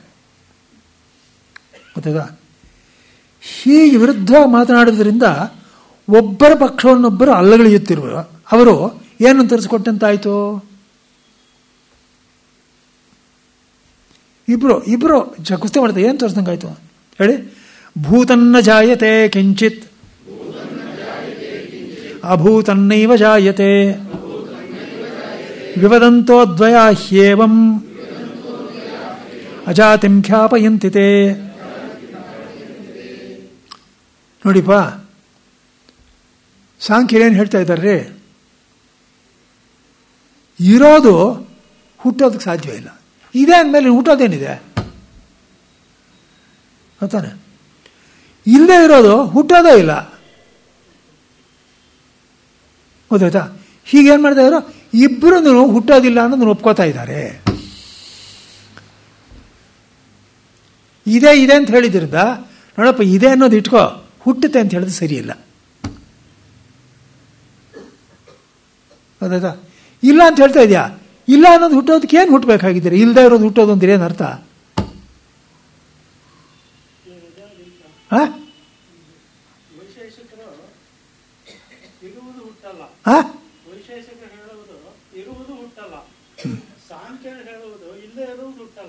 ಹೌದು ಸರಿ.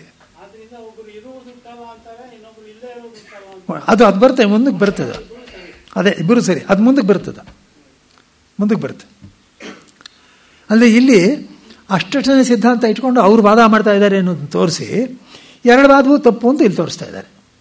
ಗೊತ್ತಾಯ್ತಾ? ಭೂತವು ಇರುವ ವಸ್ತು ಯಾವುದೂ ಹುಟ್ಟುವುದಿಲ್ಲ.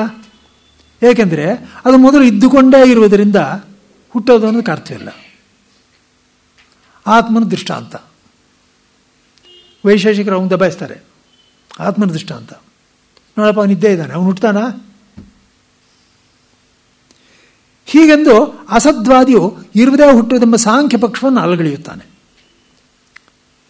ನೋಡಿ, ಸಾಂಖ್ಯ ಸಿದ್ಧಾಂತವನ್ನು ಸದ್ವಾದಿಗಳು ಅಂತಾರೆ, ವೈಶೇಷಿಕರನ್ನ ಅಸದ್ವಾದಿಗಳು ಅಂತಾರೆ. ಏನು ಅಂತ ನೋಡಿ ಹಾಗೆ ಅಂತ. ಇರೋದು ಹುಟ್ಟುತ್ತೆ ಅಂತ ತಾನೇ ಹೇಳ್ತಾ ಇರೋದವನ, ಏನು ಇಲ್ಲದೆ ಇದ್ರೆ ಹುಟ್ಟೋಕ್ಕಾಗೋದಿಲ್ಲ. ಆದರೆ ಇರೋದೇ ಹುಟ್ಟುತ್ತಾ ಇದೆ ಅಂತ ಹೇಳ್ತಾ ಇದ್ದಾನೆ. ಅವರು ಸದ್ವಾದಿಗಳು. ಇಲ್ಲದೇ ಇರೋದು ಹುಟ್ಟುತ್ತೆ ಅಂತ ಇವನು ಹೇಳ್ತಾ ಇದ್ದಾರೆ, ಅದನ್ನು ಅಸದ್ವಾದಿಗಳು. ಗೊತ್ತಾಯ್ತಾ? ಅಸದ್ವಾದಿಗಳೇನು ಆಕ್ಷೇಪ ಮಾಡ್ತಾರೆ ಅಂದರೆ, ನೋಡಪ್ಪ ಇರೋದು ಹುಟ್ಟೋದಕ್ಕೆ ಸಾಧ್ಯವೇ ಇಲ್ಲ. ಆತ್ಮ ದೃಷ್ಟಾಂತ ಇದೆ, ಅದು ಹುಟ್ಟೋದು ಅಂತ ಯಾರೂ ಒಪ್ಪಲ್ಲ. ಆದ್ದರಿಂದ ನೀನು ಪ್ರಧಾನ ಅಂತ ಒಂದಿದೆ, ಅದು ಹುಟ್ಟುತ್ತೆ ಅಂದರೆ ಇದೆ ಅಂತ ಹೇಳಿದ್ಮೇಲೆ ಹೇಗೆ ಹುಟ್ಟೋದು ಅಂತೇನಿದೆ ಅಂತ ಅವ್ರು ದಬಾಯಿಸ್ತಾರೆ. ಹೀಗೆ ಅಭೂತವಾದದ್ದು ಇಲ್ಲದೇ ಇರುವ ವಸ್ತು ಇಲ್ಲದೇ ಇರುವುದರಿಂದ ಹುಟ್ಟುವುದೇ ಇಲ್ಲ. ಅವನು ಹೇಳ್ತಾನೆ, ಏನೇ ಇಲ್ಲದೇ ಇರೋದು ಹುಟ್ಟುತ್ತೆ ಅಂದ್ರೆ ಏನೆಯ? ಮೊಲದ ಕೊಂಬು ಹುಟ್ಟುತ್ತೇನೆಯ? ಮೊಲದ ಕೊಂಬು ಇಲ್ಲ, ಅಭಾವ, ಅದು ಹುಟ್ಟುತ್ತಾ? ಅವ್ರು ಹೇಳೋದು ಗೊತ್ತಾಯ್ತಲ್ಲ. ಅದಕ್ಕೆ ಅವನೇನು ಮಾಡ್ತಾನೆ, ಸಾಂಖ್ಯದ ನೀವನು ದಬಾಯಿಸ್ತಾ ಇದ್ದಾನೆ. ಅಲ್ಲಿ ಇಬ್ಬರು ವಾದ ಮಾಡ್ತಾ ಇದ್ದಾರೆ, ಗೊತ್ತಾಯ್ತಾ? ಇವಾಗ ಇಲ್ಲಿ ಸಿದ್ಧಾಂತ ನೋಡಿ, ಇವಾಗ ಒಂದು ರೀತಿ ನೋಡಿದ್ರೆ ಇಲ್ಲ ಅಂತಲೂ ಹೇಳ್ತಾ ಇದ್ದಾರೆ, ಇನ್ನೊಂದು ರೀತಿ ನೋಡಿದ್ರೆ ಇದೆ ಅಂತಲೂ ಹೇಳ್ತಾ ಇದ್ದಾರೆ. ಇಲ್ಲಿ ಕಾರಿಕಾಕರು ಇಲ್ಲ ಅಂತ ಹೇಳೋಣ ಅಂದರೆ ಇದೆಯಪ್ಪ ಅಂದರು. ಕಾರ್ಯ ಜಗತ್ತು ಇದೆಯಾ ಅಂದರೆ ಇಲ್ಲಪ್ಪ, ಇಲ್ಲ ಅಂದರೆ ಇದೆ. ಮತ್ತೆ ಹುಟ್ಟತಾ ಇಲ್ಲಪ್ಪ, ಇದೆ, ಹಾಗೆ ತೋರ್ಕೊಳ್ಳುತ್ತೆ ಅಷ್ಟೇ. ಇಲ್ಲ ಅಂತ ಹೇಳಿಲ್ಲ, ಹುಟ್ಟು ಅಂತಲೂ ಹೇಳಿಲ್ಲ. ನಿಮ್ಗೆ ಅರ್ಥವಾಗ್ತಾ ಇದೆಯಾ? ಅವರು ಪರಸ್ಪರ ಹೇಳ್ತಾ ಇರೋದೇನ್ರಿ, ಒಬ್ಬನು ಇಲ್ಲದೆ ಇರೋದು ಹುಟ್ಟತಾ ಇದೆ ಅಂತ ಒಬ್ಬನು ಹೇಳ್ತಾ ಇದ್ದಾನೆ, ಇನ್ನು ಇರೋದೇ ಹುಟ್ಟತಾ ಇದೆ ಅಂತ ಇವನೊಬ್ಬನು ಹೇಳ್ತಾ ಇದ್ದಾನೆ. ಇವ್ರು ಹೇಳ್ತಾ ಇರೋದು ಅಂದರೆ ಹುಟ್ಟೋದು ಅನ್ನೋದಿಲ್ಲಪ್ಪ, ನಾವು ಇರೋದು ಅನ್ನೋದನ್ನು ಬಿಡೋದಿಲ್ಲ, ಇಲ್ಲ ಅನ್ನೋದನ್ನು ಒಪ್ಪೋದಿಲ್ಲ, ಇದೆ. ಆ ಕಾರಣ ಅಂತ ಯಾವ್ದು ಹೇಳ್ತೀವಿ ಅದು ಇದೆ, ಇದು ಇದೆ. ಆದರೆ ಹುಟ್ಟಿತು ಅಂತ ಹೇಳಲ್ಲ. ಏನು ಮಾಡ್ತೀವಿ? ಮಾಯೆಯಿಂದ ಅದೇ ಇದು ಅಂತ ತೋರ್ಕೊಳ್ತಾ ಇದೆ, ಅಭಿನ್ನವಾಗಿ ತೋರ್ಕೊತಾ ಇದೆ. ಹುಟ್ಟಿದ್ದು ಅನ್ನೋದು ಇಲ್ಲ, ಅಥವಾ ಮಾಯೆಯಿಂದ ಹುಟ್ಟಿದೆ ಅಂತ ತಪ್ಪಿಸ್ಕೊಂಡಿದ್ವಿ. ನಿಜವಾಗ್ಲೂ ಏನು ಅಂತ ಹೇಳೋಕ್ಕೆ ಬರಲ್ಲ. ಇದು ಸತ್ಯಾಂಶ. ಅದು ನಾವು ನಿಜವಾಗ್ಲೂ ಟಿಕ್ ಮಾಡಿ ಇವಾಗ ಹೀಗಿದೆ ಅಂತ ಹೇಳೋಕ್ಕಾಗಲ್ಲ ನಮ್ಮ ಕೈಲಿ. ಇಷ್ಟು ಹೇಳ್ಬೋದು, ಹುಟ್ಟು ಅಂತ ಇದೆಯಲ್ಲ, ಖಂಡಿತವಾಗ್ಲೂ ಯಾವಾಗಲೂ ಹೀಗಿತ್ತು ಅನ್ನೋದನ್ನು ಯಾರೂ ಒಪ್ಪಲ್ಲ. ಮೀಮಾಂಸಕರು ಹೇಳ್ತಾರೆ ಜಗತ್ತು ಯಾವಾಗಲೂ ಹೀಗೆ ಇದ್ದ, ನಿತ್ಯ ಅಂತಾರೆ. ನಿತ್ಯ ಅನ್ನೋ ಶಾಸ್ತ್ರ ಒಪ್ಪಲ್ಲ. ಅದರ ಸೃಷ್ಟಿಯನ್ನು ನೀವು ಒಪ್ಪಬೇಕು ಅಂತ ಆಯ್ತೋ ಇಲ್ವೋ? ಅದ್ರ ಸೃಷ್ಟಿ ಅಂತ ಹೇಳಬಾರ್ದು. ನಿಮಗೆ ಕಾನ್ಫ್ಲಿಕ್ಟ್ ಗೊತ್ತಾಗ್ತಾ ಇದೆಯಾ? ಸೃಷ್ಟಿ ಅಂತ ಹೇಳೋಕೆ ಅವಕಾಶವಿಲ್ಲ. ಅದಕ್ಕೋದ್ರೆ ಮಾಡಿದ್ರು, ವ್ಯವಹಾರ ಕಾಲದಲ್ಲಿ ಎಲ್ಲ ಸೃಷ್ಟಿ ಮಾತಾಡ್ತೀವಪ್ಪ, ಆವಾಗ ಹೇಳ್ತಾ ಇರೋದು ಸುಳ್ಳಲ್ಲ. ಇಲ್ಲಿ ಬಂದಮೇಲೆ ಏನೂ ಇಲ್ಲ ಅಂತೀವಪ್ಪ, ಇದು ಸುಳ್ಳಲ್ಲ. ಇದು ನಿಜವೇ, ಅದು ನಿಜವೇ. ಅವಾಗ ನಾನು ಎರಡೂ ಹೇಗ್ರಿ ಸಮನ್ವಯ ಮಾಡಲಿ ಅಂದರೆ, ನೋಡಪ್ಪ ಹುಟ್ಟಿತು ಮಾಡ್ತು ಅನ್ನೋದು ಅದೊಂದು ಕಥೆ ಅಂತ ಇಟ್ಕೋ, ಇವಾಗ ಇದನ್ನು ಇಟ್ಕೋ. ಎರಡು ಸಮನ್ವಯ ಮಾಡಿದಾಗ ಇರೋ ವಸ್ತು ಹೀಗೆ ತೋರುತ್ತಪ್ಪ, ಇದೇ ಸಮನ್ವಯ. ನಿಮಗೆ ಪೂರ್ತಿ ಸಮಾಧಾನ ಆಗದೆ ಇರ್ಬೋದು, ಅಪ್ಪ ಇದ್ರ ಮೇಲೆ ಮಾಡೋಕ್ಕಾಗಲ್ಲಪ್ಪ. ಏನ್ರಿ ನೀವೇನೋ ಅಡ್ಗೋಡೆ ಮೇಲೆ ದೀಪ ಇಡ್ತಾ ಇದ್ದೀರಾ ಅಂದರೆ, ನಾನು ಇದಕ್ಕಿಂತ ಹೆಚ್ಚಾಗಿ ಮಾಡೋಕ್ಕಾಗಲ್ಲಪ್ಪ. ಅಡ್ಗೋಡೆ ಮೇಲೆ ದೀಪ ಇಟ್ಟಿರೋದು ದೈಟ ಹೇಳಿದ್ದೀನಿ. ನಿಮ್ಗೆ ಸ್ಪಿರಿಟ್ ಗೊತ್ತಾಯ್ತಾ ಇವಾಗ? ಆದ್ದರಿಂದ ಇಲ್ಲಿ ನಾವು ಏನಾದರೂ ಒಂದು ಹಿಡಿದ್ರೆ ಅದು ಪಕ್ಷ ಸ್ವೀಕರಿಸಂಗೆ ಆಗೋಯ್ತಲ್ಲ, ಸಮನ್ವಯ ಎಲ್ಲಿ ಬಂತು? ಇವಾಗ ನಾನು ಜಗತ್ತನ ಅಭಾವ ಅಂತ ಹೇಳಿಬಿಟ್ರೆ ನಾನು ಯಾವುದನ್ನು ಸಮನ್ವಯ ಮಾಡೋದು? ಆಮೇಲೆ ಸಮನ್ವಯ ಮಾಡ್ತಾನೆ ಇಷ್ಟು ಸರ್ಕಸ್ ಮಾಡಿರೋದು. ಮಾಯೆಯಿಂದ ಬಂತು, ಅದು ಬಂತು, ಇದು ಬಂತು, ಹಾಗೆ ಹೇಳಿ ಪರವಾಗಿಲ್ಲ, ಹೀಗೆ ಹೇಳಿ ಪರವಾಗಿಲ್ಲ ಅಂತ ಇಷ್ಟೊಂದು ನೂರಾಗೇನೋ ಮೈಗೆಲ್ಲ ಎಣ್ಣೆ ಹಚ್ಕೊಂಡು ಕುಸ್ತಿ ಮಾಡಿರೋದು ಅದಕ್ಕೋಸ್ಕರ ತಾನೆ. ಅದೇ ತಾನೆ, ಸಿಕ್ಕಾಕೋಬಾರ್ದು, ಆದರೆ ಆ ಸಮನ್ವಯ ಮಾಡಬೇಕು.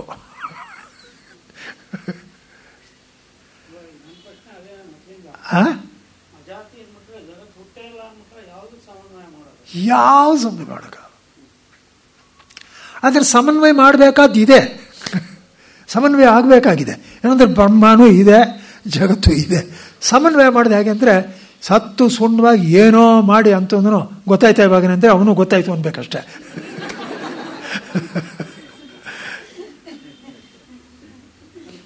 ಇರೋದು ಒಂದೇ ಒಂದು, ಇದು ಅದಕ್ಕಿಂತ ಬೇರೆ ಅಲ್ಲ ಅಷ್ಟೇ. ಫೈನಲ್ ರಿಸಲ್ಟು ನೀನು ಸಮಾಧಾನ ಆದರೆ ಆಗಲಿ, ಬಿಟ್ಟರೆ ನಯ. ಇದು ಅದಕ್ಕಿಂತ ಬೇರೆ ಅಂತ ಒಪ್ಕೊಂಡ್ಯಾ, ಅಷ್ಟು ಬಿಡು. ನಮ್ಗೆ ಅಷ್ಟೇ ಬೇಕಾದ್ದು. ಇವಾಗ ಸೃಷ್ಟಿ ಕಟ್ಕೊಂಡು ನಮ್ಗೇನಾಗಬೇಕು, ಲಯ ಕಟ್ಕೊಂಡು ನಮ್ಗೇನಾಗಬೇಕು? ಇವಾಗ ಬದುಕಿರೋವಾಗ ತಾನೆ ಸಮಸ್ಯೆ. ಇವಾಗ ನಿನಗಿಂತ ಬೇರೆ ಅಂದರೆ ನಿಂಗೆ ಸಂಸಾರನಯ್ಯ, ಹಿಂಗಿಂತ ಬೇರೆ ಅಂದರೆ ಮೋಕ್ಷ. ನಿಂಗೆ ಮೋಕ್ಷ ಬೇಕಾಗಿದ್ರೆ ಒಪ್ಕೋ, ಇಲ್ಲದೆ ಹೋದ್ರೆ ಅಲ್ಲೇ ಇರು, ಕೆಲಸ ಮಾಡ್ತಾಯಿರು, ಕರ್ಮ ಮಾಡ್ಕೊಂಡಿರು. ಇವಾಗ ಎಲ್ಲ ಸಮನ್ವಯ ಆಯ್ತಾವಲ್ಲಪ್ಪ. ಅವಾಗ ಸೃಷ್ಟಿ ಲಯ ಕಟ್ಕೊಂಡು ನಾನೇನು ಮಾಡಲಿ? ಹಾಗೆ ಯಾತಕ್ಕೆ ಹೇಳಿದ್ದು? ನೀನು ತಿಳಿಸೋದಕ್ಕೋಸ್ಕರ ಹೇಳಿದೆ. ಐ ಥಿಂಕ್ ನೀವೆಲ್ರಿಗೂ ಸ್ಪಷ್ಟವಾಗಿ ಗೊತ್ತಾಯ್ತಾರಪ್ಪ ಒಂದು ಈ ಹೋಲ್ ಸರ್ಕಸ್ ಅಂದಾಜು ಬಂತಲ್ಲ. ಆದ್ದರಿಂದ ಹೇಳಿ, ಖ್ಯಾಪ್ಯಮಾನಾಮಜಾತಿಂ ತೈಃ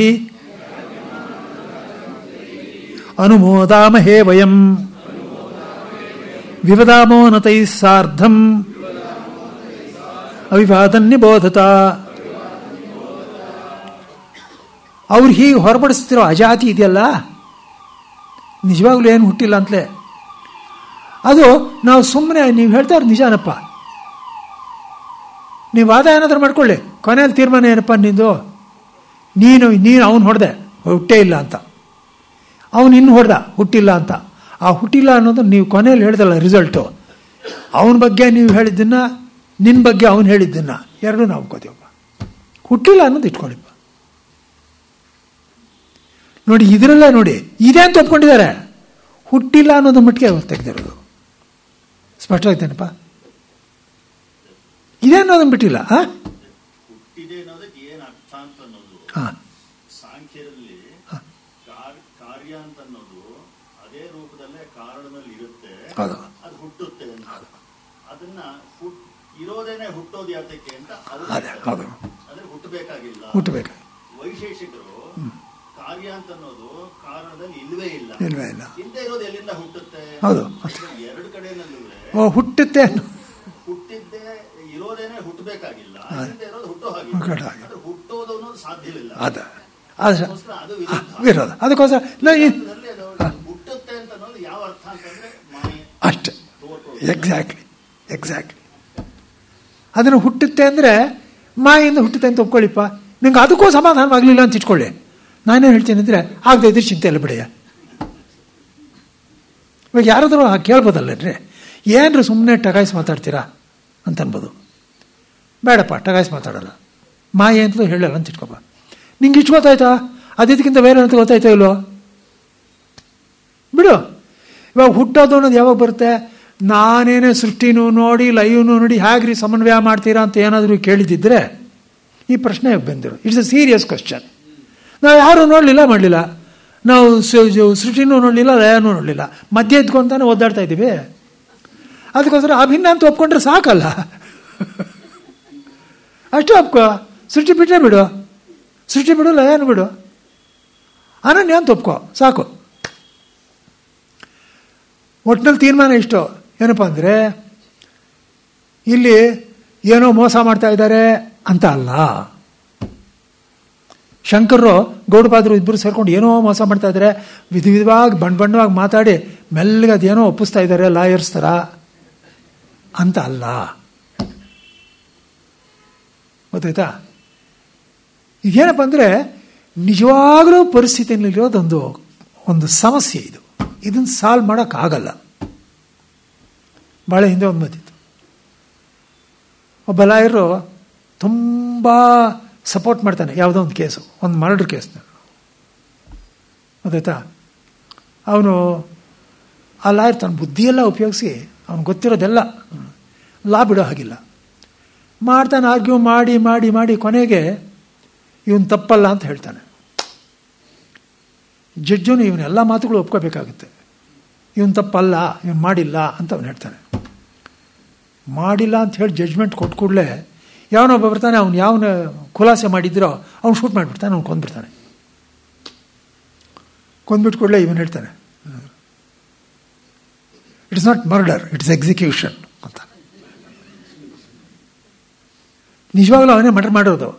ಅದು ಯಾವ ಲಾ ಪಾಯಿಂಟ್ ಹುಡುಕಿದ್ರೂ ಸಿಗ್ತಾ ಇಲ್ಲ ಅವನು ಮರ್ಡರ್ ಮಾಡಿರೋದು ದಿಟ, ನಿಮ್ಮ ಲಾಗ್ ಸಿಗ್ತಾ ಇಲ್ಲ ಅವನು. ಅದಕ್ಕೋಸ್ಕರ ಅವ್ನಿಗೆ ಆಗಿರೋದು ಎಕ್ಸಿಕ್ಯೂಷನ್ನು.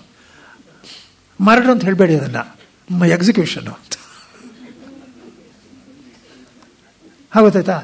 ಇಲ್ಲಿ ಅದೇ ಥರ ಇವಾಗೇನಪ್ಪ ಅಂದರೆ ಭೇದ ಇಟ್ಕೊಂಡಿದ್ಯಾ ನೀನು ಅಲ್ಲೇನಪ್ಪ, ಈ ಭೇದನ ಇವಾಗ ನಾವು ಎಕ್ಸಿಕ್ಯೂಟ್ ಮಾಡ್ತೀವಿ ಅಷ್ಟೇ. ನೀನು ಲಾ ಬಿಡಿ, ನೀನು ತುಂಬ ಕನ್ವಿನ್ಸಿಂಗಾಗಿ ಮಾತಾಡೋ, ಲೆಸ್ ಕನ್ವಿನ್ಸಿಂಗಾಗಿ ಮಾತಾಡೋ ನಮಗೆಲ್ಲ ಬೇರೆ, ಅದೆಲ್ಲ ಬರೀ ಮಾತುಗಳೇ. ನಮಗೆ ಬೇಕಾಗಿರೋದು ಇಷ್ಟೇ, ಅನನ್ಯತ್ವ. ಏನಪ್ಪ, ನನ್ನನ್ನು ಕ್ಲಿಯರ್ ಮಾಡ್ಕೊಂಡ ಸ್ಪಷ್ಟವಾಗಿ ಹೇಳಿದ್ದೀನಲ್ಲ?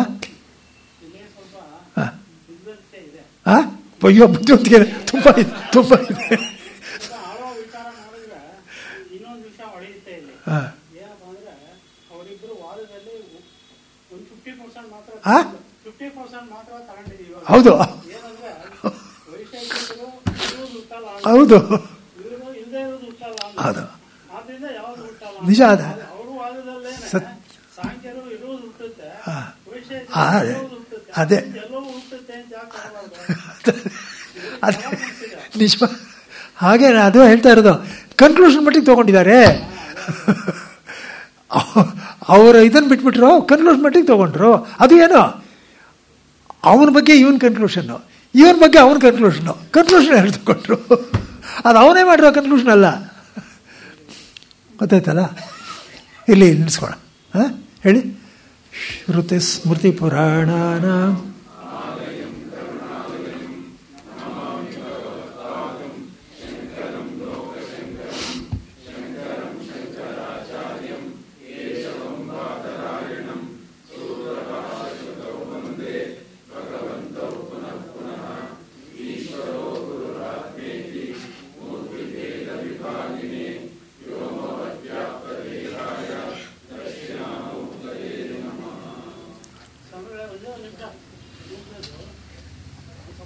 ಸೈನ್ಸ್ ಬ್ಯಾಕ್ಗ್ರೌಂಡ್ ಇಂದ ಬರ್ತಾ ಇದ್ದೀನಿ. ಅದರಿಂದ ಮಾಡರ್ನ್ ಸೈನ್ಸ್ ಅಲ್ಲಿ ಏನು ಅಂದರೆ ಉಪನಿಷತ್ ಯಾವ ಹೊಂದುತ್ತೆ ಅಂದ್ರೆ 2 ನಿಮಿಷ ನ್ಯೂಟೋನಿಯನ್ ಫಿಸಿಕ್ಸ್ ಅಂತ ಇತ್ತು.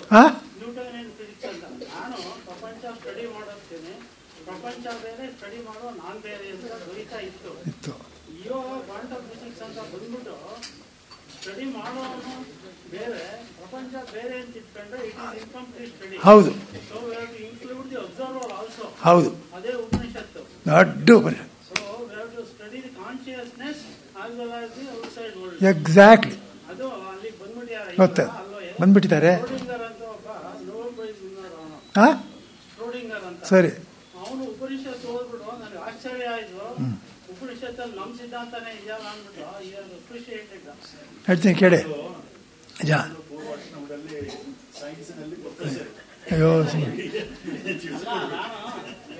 ಸೈನ್ಸ್ ಗ್ರಾಜುಯೇಟ್ ಅದರಿಂದ ಅವ್ರ ಬ್ಯಾಕ್ಗ್ರೌಂಡ್ ನನಗೆ ಗೊತ್ತಿಲ್ಲ, ನನ್ನ ಬ್ಯಾಕ್ಗ್ರೌಂಡ್ ಗೊತ್ತಿದೆ ಅವ್ರಿಗೆ, ಗೊತ್ತಿದೆ, ಎಲ್ಲರೂ ಗೊತ್ತಿಲ್ಲ. ಸೈನ್ಸ್ ಹತ್ರ ಬರ್ತಾ ಇದೆ.